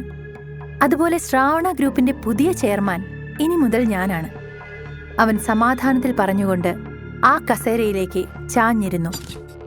പാലക്കൽ നീലകണ്ഠൻ ജീവിച്ചിരുന്ന കാലത്ത് അയാളായിരുന്നു ചെയർമാൻ. അദ്ദേഹത്തിന്റെ മരണശേഷം ആ സീറ്റിലിരിക്കാൻ ആരും ധൈര്യപ്പെട്ടിരുന്നില്ല. അന്നു മുതൽ സീറ്റ് ഒഴിഞ്ഞു കിടക്കുകയാണ്. മൈത്രേയനും മാധവനും എക്സിക്യൂട്ടീവ് ഡയറക്ടർമാരായിരുന്നെങ്കിലും ചെയർമാനാവാൻ ആരും ധൈര്യം കാണിച്ചില്ല. അതുകൊണ്ടുതന്നെ ഇന്ന് ചെയർമാന്റെ സീറ്റിൽ പുറത്തുനിന്നൊരാൾ വന്നിരുന്നത് അവിടെയുള്ള ആർക്കും അത്ര ഇഷ്ടപ്പെട്ടില്ല. പക്ഷെ രാജമന്ദ്ര ഗ്രൂപ്പിനെതിരെ സംസാരിക്കാൻ ആർക്കും ധൈര്യമില്ല. അതിനാൽ അവർ മിണ്ടാതെ നിന്നു. എല്ലാവരുടെയും മുഖത്ത് വേദന നിഴലിച്ചപ്പോൾ ആനന്ദ് അവരെ നോക്കി ചിരിച്ചുകൊണ്ട് പറഞ്ഞു, നിങ്ങൾക്കിപ്പോഴും സിറ്റുവേഷൻ മനസ്സിലായില്ല അല്ലേ? ഡോണ്ട് വറി, ഞാൻ വിശദീകരിക്കാം. നിലവിൽ ശ്രാവണ ഗ്രൂപ്പ് ഓഫ് ജ്വല്ലറീസിന്റെ 55% ഓഹരികൾ എന്റെ കയ്യിലാണ്. കൂടാതെ 20 ജ്വല്ലറി നിർമ്മാണ കേന്ദ്രങ്ങളും മറ്റ് 30 കടകളും പൂർണ്ണമായും എന്റെ നിയന്ത്രണത്തിലാണ്. അതിനാൽ ചെയർമാൻ സ്ഥാനം ഞാൻ ഏറ്റെടുക്കുന്നതിൽ ആർക്കും എതിർപ്പുണ്ടാവുമെന്ന് കരുതുന്നില്ല. ആനന്ദ് ഗൗരവത്തോടെ പറഞ്ഞു. ആരും ഒന്നും പറഞ്ഞില്ല. എല്ലാവരും നിശബ്ദരായി നോക്കി നിൽക്കുകയാണ്. അതിനിടയിൽ അവന്റെ അഡ്വക്കേറ്റ് എല്ലാവർക്കും ചില പേപ്പറുകൾ കൊടുത്തു. അതെന്താണെന്ന സംശയത്തിൽ എല്ലാവരും ആനന്ദിനെ നോക്കി. കമ്പനി ഞാൻ ഏറ്റെടുത്തതുമായി ബന്ധപ്പെട്ട രേഖകളാണതെല്ലാം. Please go through once, Anand പറഞ്ഞു. കമ്പനിയുടെ എല്ലാ ഡയറക്ടർമാരും ഗൗരവത്തോടെ ആ പേപ്പറുകൾ വായിക്കാൻ തുടങ്ങിയതും ആരാണ് ഇവിടെ ഗൗതം മാധവ്? ആനന്ദ് ചോദിച്ചു. ഞാനാണ് ഗൗതം. നിനക്കെന്താ എന്നെക്കൊണ്ട് ആവശ്യം? ഗൗതം പരിഹാസത്തോടെ പറഞ്ഞു. ഹോ, നിന്റെ കമ്പനി ഞാൻ വാങ്ങിച്ചിട്ടും അഹങ്കാരത്തിനൊരു കുറവുമില്ല അല്ലേ? അവന്റെ സംസാരം ഇഷ്ടപ്പെടാത്ത ആനന്ദ് കയ്യിലുണ്ടായിരുന്ന സ്ട്രെസ് ബോൾ ശക്തിയിൽ അവന് നേരെ എറിഞ്ഞു. ആ! ബോൾ അവന്റെ വയറ്റിൽ കൊണ്ടതും അവൻ കഴിച്ച ഭക്ഷണം എല്ലാം പുറത്തേക്ക് വന്നുപോയി. ഗൗതം ദേഷ്യം കൊണ്ട് പുകഞ്ഞ് ആനന്ദിനെ നോക്കി. പക്ഷെ ഒരു വാക്കുപോലും പറയാൻ അവന് കഴിഞ്ഞില്ല. അവനൊന്നും മനസ്സിലായില്ല. ആനന്ദ് എന്തിനാണ് തന്നെ ടാർഗറ്റ് ചെയ്യുന്നതെന്നാണ് അവൻ ചിന്തിച്ചത്. എനിക്ക് നിങ്ങളോടെല്ലാം നമ്മുടെ ഡീലിനെ കുറിച്ച് സംസാരിക്കണം. ബിഫോർ ദാറ്റ്, ഈ ഫ്ലോർ ഇങ്ങനെ കിടക്കുന്നത് എനിക്കിഷ്ടമല്ല. അത് വൃത്തിയാക്കിയാൽ നന്നായിരിക്കും, ആനന്ദ് പരിഹാസത്തോടെ പറഞ്ഞു. ശരി മിസ്റ്റർ ആനന്ദ്, ഞാൻ വേഗം ക്ലീനിംഗ് സ്റ്റാഫിനെ വിളിക്കാം. മാധവൻ പറഞ്ഞുകൊണ്ട് ഫോൺ എടുക്കാൻ തുടങ്ങിയതും ആരാണോ വൃത്തികേടാക്കിയത് അവരാണ് അത് വൃത്തിയാക്കേണ്ടത്. സോ ഗൗതം, ആദ്യം ഈ ഫ്ലോർ ക്ലീൻ ചെയ്യൂ, എന്നിട്ട് സംസാരിക്കാൻ ബാക്കി, ആനന്ദ് അവനോട് ആജ്ഞാപിച്ചു. ഞാൻ പറഞ്ഞത് മനസ്സിലായില്ലേ? ആനന്ദ് രൂക്ഷമായ നോട്ടത്തോടെ പറഞ്ഞു. രാജമന്ദ്ര ഗ്രൂപ്പ് തങ്ങളുടെ ആധിപത്യം ഉറപ്പിക്കാൻ തുടങ്ങിയിട്ടുണ്ടെന്ന് അവിടെയുണ്ടായിരുന്ന എല്ലാവർക്കും മനസ്സിലായി. മിസ്റ്റർ ആനന്ദ്, പ്ലീസ്, അവൻ ചെറുപ്പമാണ്. അവനെ ഞാൻ പറഞ്ഞു മനസ്സിലാക്കാം. ഗൗതമനെ വെറുതെ വിട്ടൂടെ? മാധവൻ അവനോട് അപേക്ഷിച്ചു. പക്ഷേ ആനന്ദ് അയാൾ പറഞ്ഞത് ശ്രദ്ധിച്ചില്ല. മിസ്റ്റർ ഗൗതം, ഇനിയും ഞാൻ പറഞ്ഞത് അനുസരിച്ചില്ല എങ്കിൽ നാളെ മുതൽ നീയും നിന്റെ കുടുംബക്കാരും ശ്രാവണ ടവേഴ്സിൽ വരേണ്ടതില്ല. ഗോൾഡ് ഫാക്ടറികളുമായും ജ്വല്ലറികളുമായും നിങ്ങൾക്ക് യാതൊരു ബന്ധവും ഉണ്ടാകില്ല. എന്റെ സ്പെഷ്യൽ ടീമിനെ 24 മണിക്കൂറിനുള്ളിൽ ഞാൻ ഇവിടെ നിയമിക്കും. അവരെല്ലാം ശരിയാക്കിക്കൊള്ളും. ആനന്ദ് തന്റെ തീരുമാനത്തിൽ ഉറച്ചു നിന്നു. രാജമന്ദ്ര ഗ്രൂപ്പിന്റെ ഡയറക്ടറുടെ പേഴ്സണൽ സെക്രട്ടറിയാണ് ആനന്ദ്. വളരെ കാലമായി അവിടുത്തെ വിശ്വസ്തനായ ജീവനക്കാരൻ. അവൻ എല്ലാ കാര്യത്തിലും തന്റെ മികവ് തെളിയിച്ചാണ് ആ സ്ഥാനത്തിരിക്കുന്നത്. ആനന്ദിന്റെ വാക്കുകൾ കേട്ട് മാധവന്റെ മുഖം വിളറി. അയാളുടെ ശരീരം മുഴുവൻ ഭയത്താൽ വിറച്ചു. തന്റെ മകൻ കാരണം ബിസിനസ് എല്ലാം നഷ്ടമാകുന്നത് അയാൾക്ക് ഓർക്കാൻ പോലും കഴിഞ്ഞില്ല. സ്വത്ത്, പണം, പദവി, വില്ലകൾ, കാറുകൾ, ഫാക്ടറികൾ എല്ലാം നഷ്ടപ്പെട്ട് റോഡിലിറങ്ങി പിച്ച തെണ്ടേണ്ട അവസ്ഥ വരും. ഇതെല്ലാം ആലോചിച്ച് മൈത്രേയനും മാധവനും വിറച്ചു. ഗൗതം, നീ എന്താ എങ്ങനെ നിൽക്കുന്നത്? ചെയർമാൻ എന്ത് പറയുന്നോ അതനുസരിക്കാൻ നമ്മൾ ബാധ്യസ്ഥരാണ്. വേഗം അത് ക്ലീൻ ചെയ്യേ. അച്ഛാ, ഞാൻ... ഗൗതം എന്തോ പറയാൻ പോവുകയായിരുന്നു. പക്ഷേ അതിനവന് കഴിഞ്ഞില്ല. ഗൗതമിന്റെ കണ്ണിൽ നിന്നും കണ്ണുനീർ വന്നുകൊണ്ടേയിരുന്നു. ഇത്രയും നാണക്കേട് നേരിടാൻ താൻ എന്ത് തെറ്റാണ് ചെയ്തതെന്ന് അവൻ സ്വയം ചിന്തിച്ചു.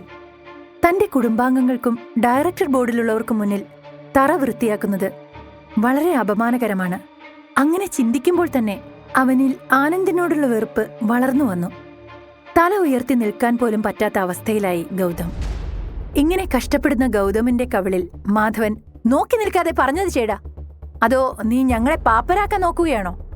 അയാൾ ചോദിച്ചു. അപ്പോ ഞാൻ തന്ന പേപ്പറുകൾ എല്ലാവരും വായിച്ചല്ലോ?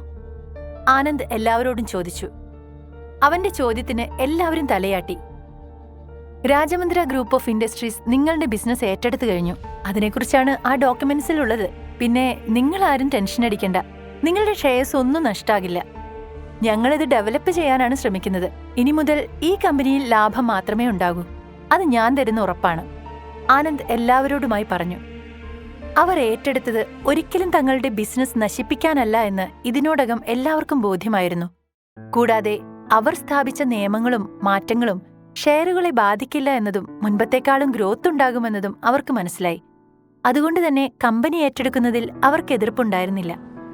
പുതിയ ചെയർമാൻ ആനന്ദിന്റെ തീരുമാനത്തോട് ഞാൻ യോജിക്കുന്നു, ഡയറക്ടർമാരിൽ ഒരാൾ എഴുന്നേറ്റ് നിന്ന് പറഞ്ഞു. എല്ലാവരും അതിനെ കൈയടിച്ച് അംഗീകരിച്ചു. ആനന്ദിന്റെ നേതൃത്വവും അവർ അംഗീകരിച്ചു. കമ്പനിയിൽ വലിയൊരു മാറ്റം വരാൻ പോകുന്നുവെന്ന് എല്ലാവർക്കും മനസ്സിലായി. രാജമന്ദ്ര ഗ്രൂപ്പിൽ അംഗമായ ആനന്ദ് വഴി കമ്പനി നന്നായി വളരുമെന്നും എല്ലാവരും പ്രതീക്ഷിച്ചു. അതേ ദിവസം വൈകുന്നേരം 6 മണിക്ക് ശേഷം അർജുന്റെ ജ്യൂസ് കടയിൽ ആനന്ദ് അർജുനോട് ശ്രാവണ ടവേഴ്സിൽ അന്ന് നടന്ന മീറ്റിംഗിന്റെ വിശദാംശങ്ങൾ പറയുകയായിരുന്നു. അർജുൻ അവന് മുന്നിലെ ചെയറിലിരുന്ന് ലാപ്ടോപ്പിൽ ആ മീറ്റിംഗിൽ എടുത്ത വീഡിയോ കണ്ടുകൊണ്ടിരുന്നു. ഗ്രേറ്റ് ആനന്ദ്, ഞാൻ പറഞ്ഞ വർക്ക് നീ നന്നായി തന്നെ ചെയ്തു. വീഡിയോ ക്ലോസ് ചെയ്തുകൊണ്ട് അർജുൻ അവനെ അഭിനന്ദിച്ചു. Thank you sir. സാർ പറയുന്നതെല്ലാം ചെയ്യേണ്ടത് എന്റെ കടമയാണ്. ഞാൻ അത് മാത്രമേ ചെയ്യുന്നുള്ളൂ, ആനന്ദ് വിനയത്തോടെ പറഞ്ഞു. തന്റെ മുകളിലുള്ളവരോട് എങ്ങനെ പെരുമാറണമെന്ന് ആനന്ദിന് നന്നായി അറിയാം. അവർ പറയുന്നത് പോലെ ചെയ്തില്ലെങ്കിൽ ഇനി രാജമന്ദ്ര ഗ്രൂപ്പിന്റെ ഓഫീസിലേക്ക് വരേണ്ടി വരില്ല എന്ന് അവന് നല്ല ബോധ്യമുണ്ട്. ചെറിയൊരു പിഴവ് പോലും അവന്റെ ജോലി നഷ്ടപ്പെടുത്തിയേക്കാം. അർജുൻ സർ, സാർ പറഞ്ഞതുപോലെ ശ്രാവണ ഗ്രൂപ്പ് നമ്മൾ ഏറ്റെടുത്തു കഴിഞ്ഞു. പാലക്കൽ മൈത്രേയന്റെ കുടുംബത്തിന് അത് വലിയൊരു തിരിച്ചടി തന്നെയാണ്. പക്ഷെ ഇയാളുടെ മരുമകനാകാൻ പോകുന്ന രാഹുലിന്റെ കുടുംബം വളരെ അറിയപ്പെടുന്ന ഒരു കുടുംബമാണ്. ചിലപ്പോൾ അവർ ഇവരെ സഹായിച്ചേക്കും. അതുകൊണ്ട് രാഹുലിന്റെ ഫാമിലിയെയും തകർക്കാനുള്ള പ്ലാൻ റെഡിയാക്കണ്ടേ സാർ? ആനന്ദ് ചോദിച്ചു. ഇപ്പൊ തൽക്കാലം അതിന്റെ ആവശ്യമില്ല. നിരവധി ബിസിനസ് ടീമുമായി ശ്രാവണ ഗ്രൂപ്പിന് നല്ല സൗഹൃദമുണ്ട്. അതിനാൽ തന്നെ ഇപ്പോഴുള്ള ഈ പ്രതിസന്ധിയിൽ നിന്ന് അവർക്ക് പെട്ടെന്ന് കരകയറാൻ കഴിയും. നീ ആദ്യം ചെയ്യേണ്ടത് ഇവരുടെ ഒരു ബ്രദർ ഇല്ലേ, പാലക്കൽ മഹാദേവൻ, അദ്ദേഹത്തിന്റെ ഫാക്ടറിയിൽ നിങ്ങൾ കൂടുതൽ ശ്രദ്ധിക്കണം. ശ്രാവണ ഗ്രൂപ്പിന്റെ എല്ലാ ഷെയർ ഹോൾഡർമാർക്കും ലഭിക്കുന്ന അതേ ഷെയർ പാലക്കൽ മഹാദേവനും കിട്ടണം, അവൻ പറഞ്ഞു. അർജുൻ അവന്റെ സ്വന്തം ഇഷ്ടപ്രകാരമാണ് ശ്രാവണ ഗ്രൂപ്പ് ഓഫ് ജ്വല്ലറീസ് സ്വന്തമാക്കിയത്. അതിൽ പ്രയാഗയുടെ അച്ഛന്റെ ജ്വല്ലറി ഫാക്ടറിയും ഉൾപ്പെടും. ഇതുവഴി അവരുടെ പ്രശ്നങ്ങൾ മാറ്റണമെന്ന ലക്ഷ്യവും അതിന്റെ പുറകിലുണ്ടായിരുന്നു. എല്ലാം സാർ പറയുന്ന പോലെ ചെയ്യാം. സാർ, ഒരു സംശയം. ഈ പറഞ്ഞ പാലക്കൽ മഹാദേവനെ ബോർഡ് മെമ്പറാക്കി നല്ലൊരു പൊസിഷൻ കൊടുക്കട്ടെ?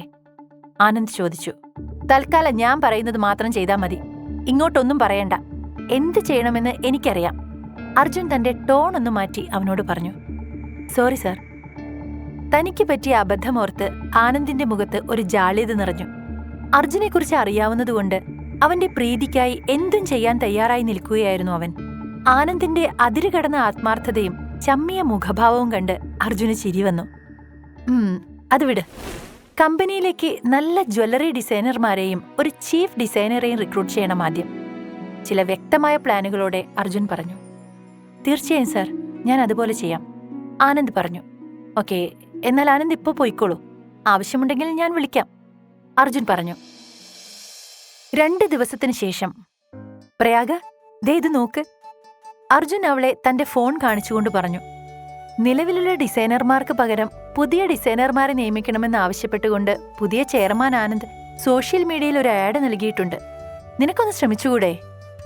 അർജുൻ പറഞ്ഞു. ഓ, എന്റെ മോൾ എന്ത് ചെയ്യണമെന്നൊക്കെ തീരുമാനിക്കാനായോ നീ?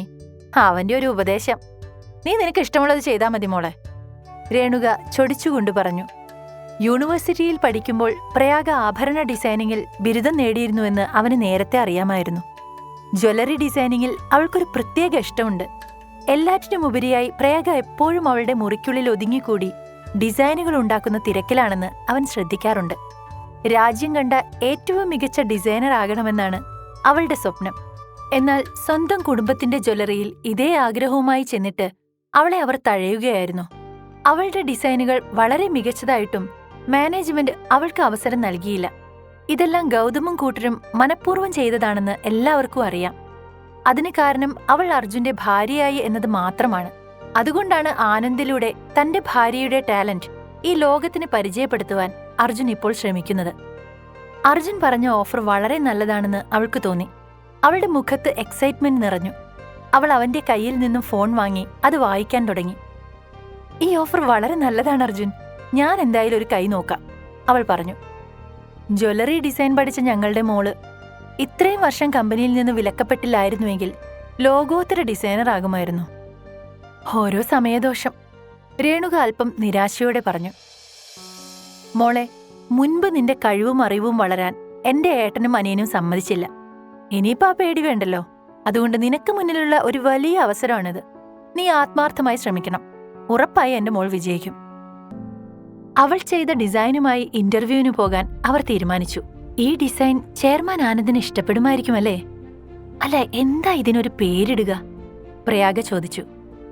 ശരിയാണല്ലോ, ഇതിന്റെ ബ്യൂട്ടി ഹൈലൈറ്റ് ചെയ്യുന്ന ഒരു പേര് തന്നെ കണ്ടെത്തണം, അർജുൻ പറഞ്ഞു. അവർ രണ്ടുപേരും ആലോചിക്കാൻ തുടങ്ങി. ദി ഡയമണ്ട് കിങ്, ഈ പേരെങ്ങനെ? അർജുൻ ചോദിച്ചതും അവൾ വീണ്ടും അതേ പേര് ഉച്ചരിച്ചു. The diamond king. കൊള്ളാം, എനിക്കിഷ്ടായി, പ്രയാഗ പറഞ്ഞു. ആവേശം കൊണ്ട് തിളങ്ങുന്ന അവളുടെ മുഖത്തേക്ക് അർജുൻ നോക്കി നിന്നു. അതിനുശേഷം പ്രയാഗ ഉടൻ തന്നെ ആനന്ദിന് റെസ്യൂം മെയിൽ ചെയ്തു. ഇമെയിൽ അയച്ച് അല്പസമയത്തിനകം ആനന്ദിൽ നിന്നും അവൾക്ക് മറുപടിയും ലഭിച്ചു. Your design is very impressive. It clearly shows your talent. Please come to my office tomorrow with your designs എന്നായിരുന്നു മെയിലിന്റെ ചുരുക്കം. അത് കണ്ട പ്രയാഗ സന്തോഷം കൊണ്ട് തുള്ളിച്ചാടി. ഓടിച്ചെന്ന് അർജുനെ ഇറുക്കി കെട്ടിപ്പിടിച്ചു. അവനൊന്ന് ഞെട്ടിപ്പോയി. പെട്ടെന്നാണ് താൻ എന്താ ചെയ്തതെന്ന ബോധ്യം അവൾക്കും ഉണ്ടായത്. പിറ്റേന്ന് രാവിലെ പ്രയാഗ അർജുനുമായി ഇന്റർവ്യൂ അറ്റൻഡ് ചെയ്യാൻ ശ്രാവണ ടവറിലേക്ക് പുറപ്പെട്ടു. പ്രയാഗയുടെ ജ്വല്ലറി ഡിസൈനുകൾക്ക് ചെയർമാന്റെ ലെവലിലുള്ള ഒരാൾ ആദ്യമായി അംഗീകാരം നൽകിയതിന്റെ ത്രില്ലിലായിരുന്നു അവൾ. എനിക്ക് ഒരുപാട് സന്തോഷമുണ്ട് അർജുൻ, അതുപോലെ തന്നെ ടെൻഷനും. ആനന്ദിനെ പോലെ ഒരു വലിയ ആളോട് നേരിട്ട് സംസാരിക്കാൻ പോവുകയാണ് ഞാൻ, അതും ആദ്യമായി, പ്രയാഗ അർജുനോട് പറഞ്ഞു. ടെൻഷൻ എന്തിന്? അർജുൻ ചോദിച്ചു. അത് പിന്നെ, അദ്ദേഹം ചോദിക്കുന്നതിന് ഞാൻ ശരിയായ ഉത്തരം പറയുമോ? അഥവാ പറഞ്ഞില്ലെങ്കിൽ എനിക്ക് ജോലി കിട്ടില്ലേ? അങ്ങനെ കുറെ തോട്ട്സ്, അവൾ മടിച്ചു പറഞ്ഞു. നീ അധികം ആലോചിച്ച് ടെൻഷൻ അടിക്കണ്ട. നിന്റെ ഡിസൈനിങ് സ്കില്ലിനെ കുറിച്ച് അയാളോട് നന്നായി പറയുക, ബാക്കി വരുന്നത് പോലെ വരട്ടെ, അർജുൻ അവൾക്ക് ആത്മവിശ്വാസം നൽകിക്കൊണ്ട് പറഞ്ഞു. എന്റെ ഡിസൈൻ എല്ലാം ഭംഗിയായി ഓർണമെന്റ്സ് ആക്കണം, എല്ലാവരും അത് കാണണം. ഉഫ്, എന്റെ ഏറ്റവും വലിയ ആഗ്രഹമാണത്, അവൾ ആവേശത്തോടെ പറഞ്ഞു. ഈ ആവേശത്തോടെ അവിടെ ചെന്ന് ഇന്റർവ്യൂ അറ്റൻഡ് ചെയ്താൽ മതി, നിന്റെ എല്ലാ ആഗ്രഹവും നടക്കും, അർജുൻ കളിയോടെ പറഞ്ഞു. അങ്ങനെ സംഭവിച്ചാൽ മതിയായിരുന്നു, പ്രയാഗ ചിരിച്ചു. എങ്കിൽ എന്റെ വക അഡ്വാൻസായി ഒരു കൺഗ്രാറ്റുലേഷൻസ് വെച്ചോ, അർജുൻ അവളെ ആശംസിച്ചു. Thanks Arjun, I will do my best, Prayaga ആത്മവിശ്വാസത്തോടെ പറഞ്ഞു. അവിടെ നിന്ന് അവർ 25-ാം നിലയിലെത്തി.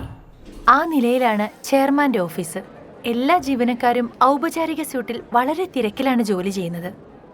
അവർ ഓഫീസിൽ കയറിയപ്പോൾ അവിടെ ജോലി ചെയ്യുന്നവരെല്ലാം അമ്പരന്നു.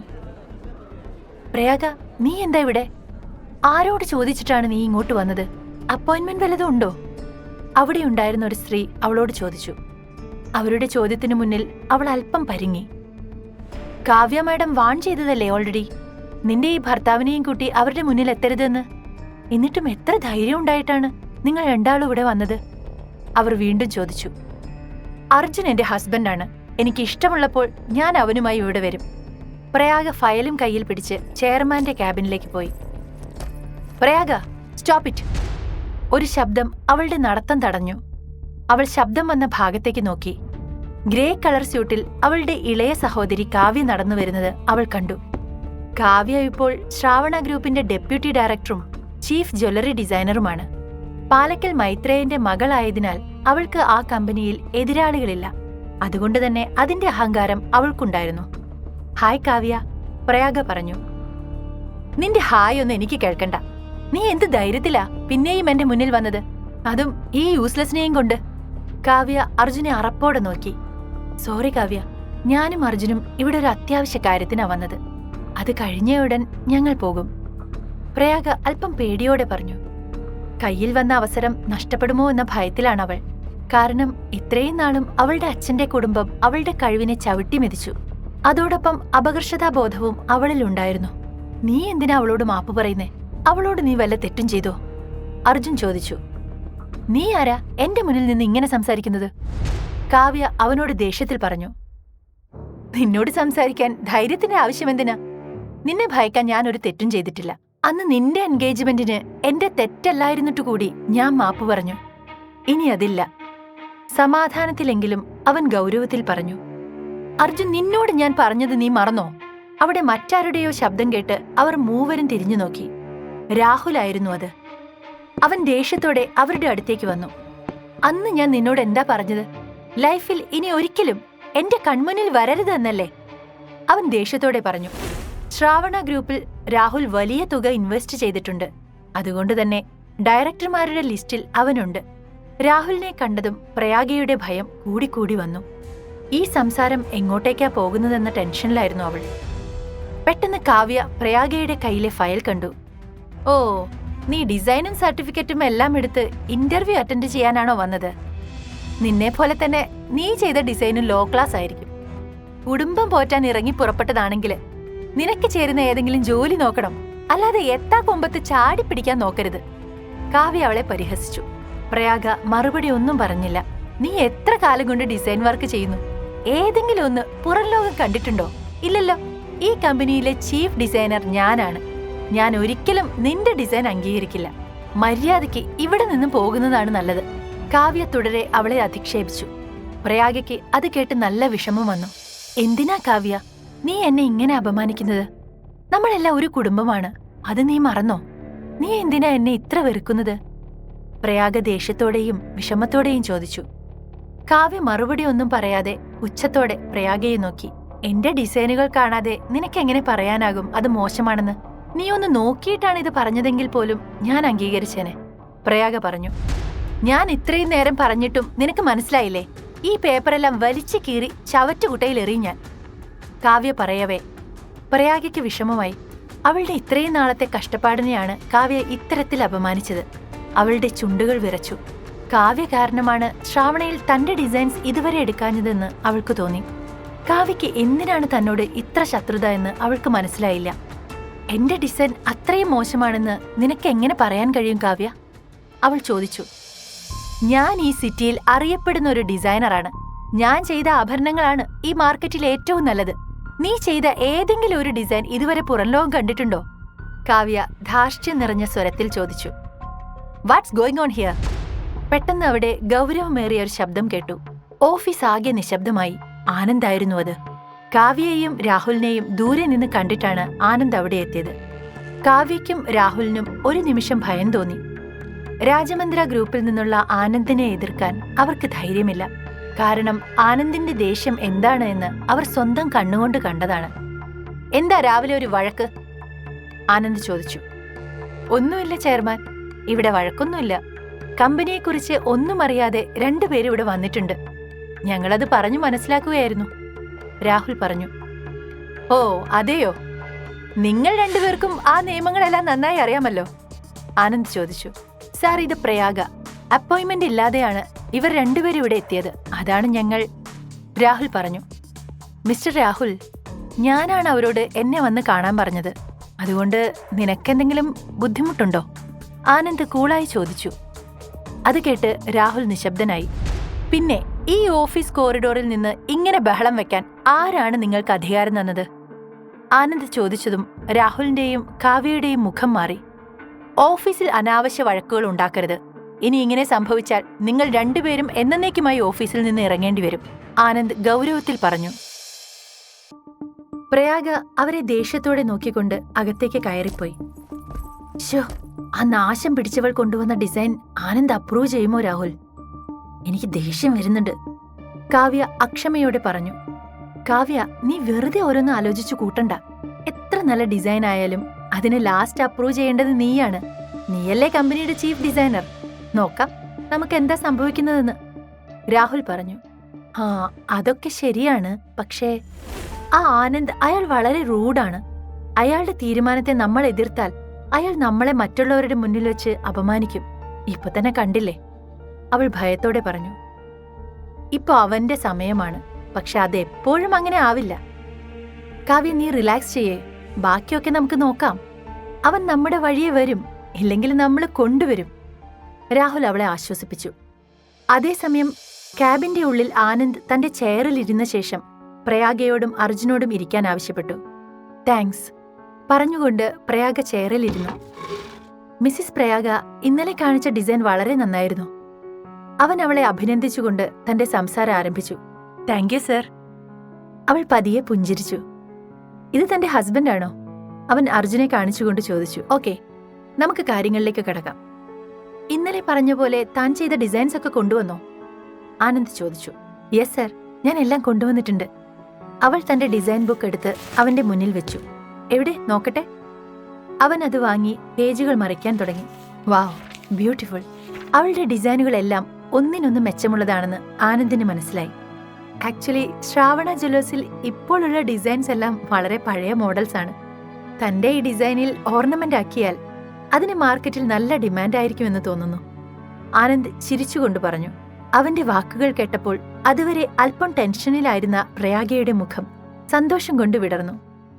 പ്രയാഗ, ഈ പെർട്ടിക്കുലർ ഡിസൈൻ ഓർണമെന്റ് ആക്കാൻ ഏകദേശം എത്ര ചിലവ് വരുമെന്നാണ് തോന്നുന്നത്? അവളുടെ മാസ്റ്റർ പീസ് ഡിസൈൻ ചൂണ്ടിക്കാണിച്ചുകൊണ്ട് ആനന്ദ് ചോദിച്ചു. സർ, എന്റെ കാൽക്കുലേഷനിൽ ഏകദേശം ഒരു 10 ലക്ഷം രൂപ ചിലവ് വരുമെന്ന് തോന്നുന്നു. അവൾ ആത്മവിശ്വാസത്തോടെ മറുപടി കൊടുത്തു.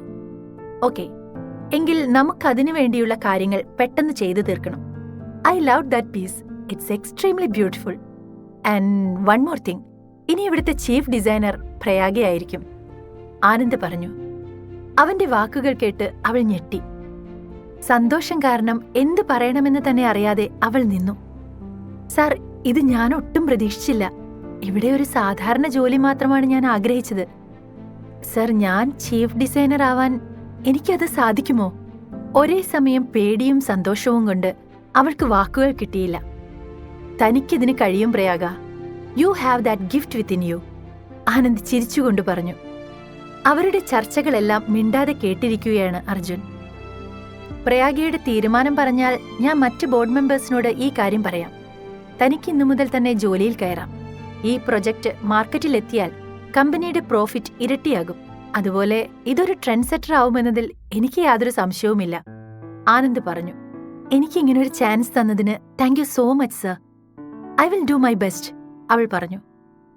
പ്രയാഗ, എന്നോട് താങ്ക്സ് ഒന്നും പറയേണ്ട ആവശ്യമില്ല, ആനന്ദ് പറഞ്ഞുകൊണ്ട് അർജുനെ മെല്ലെ നോക്കി. അർജുൻ ഒന്നും അറിയാത്ത ഭാവത്തിൽ അവനെ തിരിച്ചു നോക്കി. അല്ല, തന്റെ ഹസ്ബൻഡിന് എന്താണ് ജോലി? അയാൾക്കും ഡിസൈനിങ്ങിൽ ഇൻട്രസ്റ്റ് ഉണ്ടോ? അവൻ ചോദിച്ചു. യെസ് സർ, അർജുനൻ ചെറുപ്പം മുതൽ ജ്വല്ലറി ഡിസൈനിങ്ങിൽ ഇൻട്രസ്റ്റഡ് ആണ്. ലൈഫിലെ ചില സിറ്റുവേഷൻ കാരണം ഡ്രോപ്പ് ചെയ്യേണ്ടി വന്നതാ, അവൾ പറഞ്ഞു.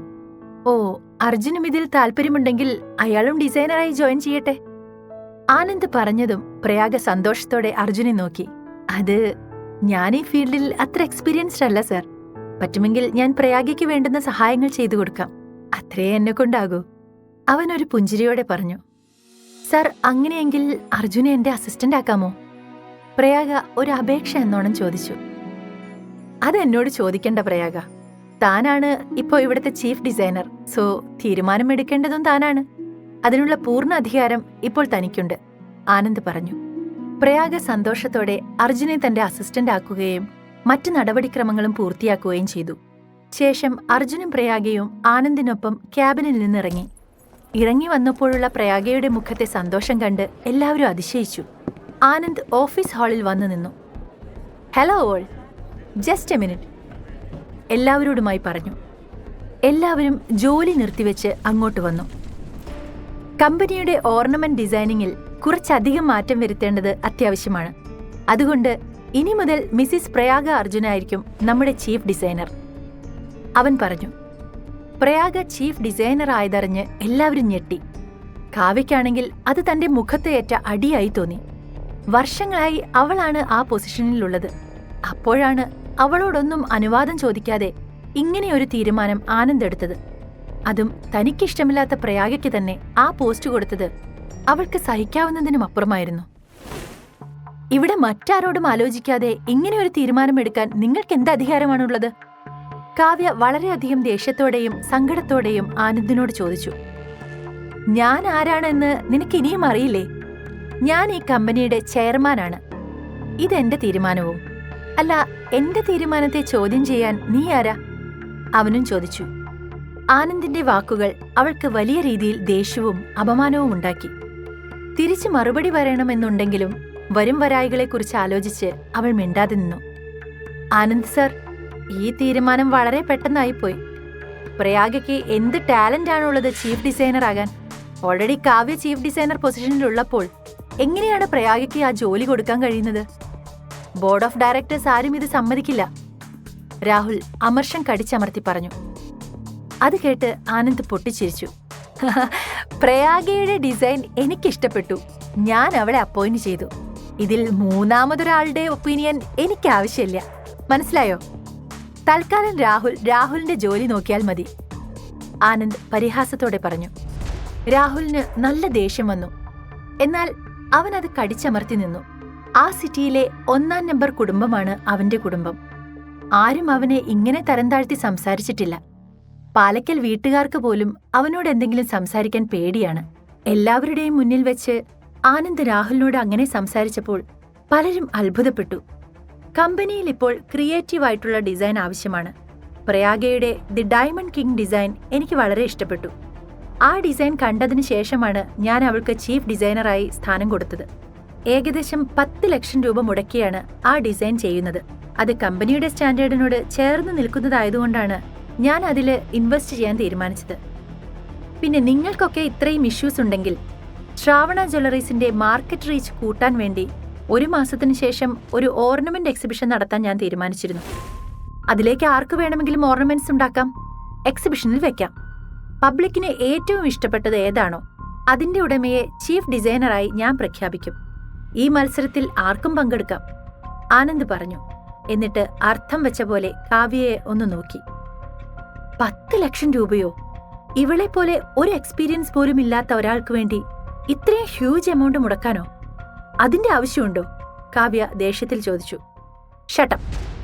അവളിപ്പോൾ ഈ കമ്പനിയുടെ ചീഫ് ഡിസൈനറാണ്. സോ വാക്കുകൾ സൂക്ഷിച്ചുപയോഗിക്കണം, ആനന്ദ് ദേഷ്യത്തിൽ പറഞ്ഞു.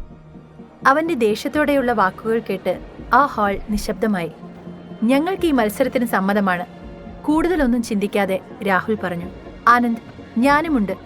ഞാൻ ഡിസൈൻ ചെയ്യുന്ന ഓർണമെന്റ്സും എക്സിബിഷനിലുണ്ടാകും. ഇവിടെ ആർക്കാണ് കൂടുതൽ ടാലന്റ് എന്ന് അറിയണമല്ലോ, കാവ്യ ധാർഷ്ട്യം നിറഞ്ഞ സ്വരത്തിൽ പറഞ്ഞു. ഓക്കെ ദെൻ, എല്ലാവരും അവരവരുടെ ജോലി ചെയ്തോളൂ, ആനന്ദ് പറഞ്ഞുകൊണ്ട് അവൻ ക്യാബിനിലേക്ക് പോയി. ഡി, നീ ഒരുപാട് സന്തോഷം കൊണ്ട് തുള്ളിച്ചാടണ്ട. നിലവിട്ട് താഴെ വീണാൽ കയ്യും കാലും ഒടിയും. ചീഫ് ഡിസൈനർ ആകാൻ വന്നിരിക്കുന്നു. നിന്നെ ഡിസൈനിങ് എന്താണെന്ന് ഞാൻ പഠിപ്പിക്കും, കാവ്യ ദേഷ്യത്തോടെ പറഞ്ഞു. ഈ മത്സരത്തിൽ ഞാൻ ജയിക്കും, പ്രയാഗ പറഞ്ഞു. നമുക്ക് കാണാം, കാവ്യയും പറഞ്ഞു. പ്രയാഗ, 10 ലക്ഷം മുടക്കി ഈ ഡിസൈൻ ചെയ്യാനും മാത്രം കോമൺ സെൻസ് ഇല്ലേ നിനക്ക്? It's a waste of money and time, Rahul അവരെ നിരുത്സാഹപ്പെടുത്താനായി പറഞ്ഞു. ഇനിയും അവരുടെ കുത്തുവാക്കുകൾ കേൾക്കാൻ താല്പര്യമില്ലാതെ അർജുൻ പ്രയാഗയുടെ കൈ പിടിച്ച് പുറത്തേക്ക് പോയി. അവരുടെ വാക്കുകൾ കേട്ട പ്രയാഗയുടെ ആത്മവിശ്വാസം കുറയുന്നത് അവൻ ശ്രദ്ധിച്ചിരുന്നു. നീ ആരെന്ത് പറയുന്നു എന്ന് നോക്കാൻ നിൽക്കണ്ട, നിന്റെ ജോലി നന്നായി ചെയ്യുക, നീ തീർച്ചയായും വിജയിക്കും, അവനത് പറഞ്ഞു. തിരിഞ്ഞ് കാവ്യയെയും രാഹുലിനെയും രൂക്ഷമായി നോക്കി. ശേഷം പ്രയാഗയുടെ കൈ പിടിച്ച് പുറത്തേക്കിറങ്ങി. പെട്ടെന്ന് ഓഫീസിൽ ശക്തമായ കാറ്റ് വീശുകയും അവിടെയുണ്ടായിരുന്ന പേപ്പറുകളെല്ലാം ചിതറിത്തെറിക്കുകയും ചെയ്തു. ഈ കഥ തുടർന്ന് കേൾക്കുന്നതിനായി ഇപ്പോൾ തന്നെ പോക്കറ്റ് FM ആപ്പ് ഇൻസ്റ്റാൾ ചെയ്യൂ. Link in description.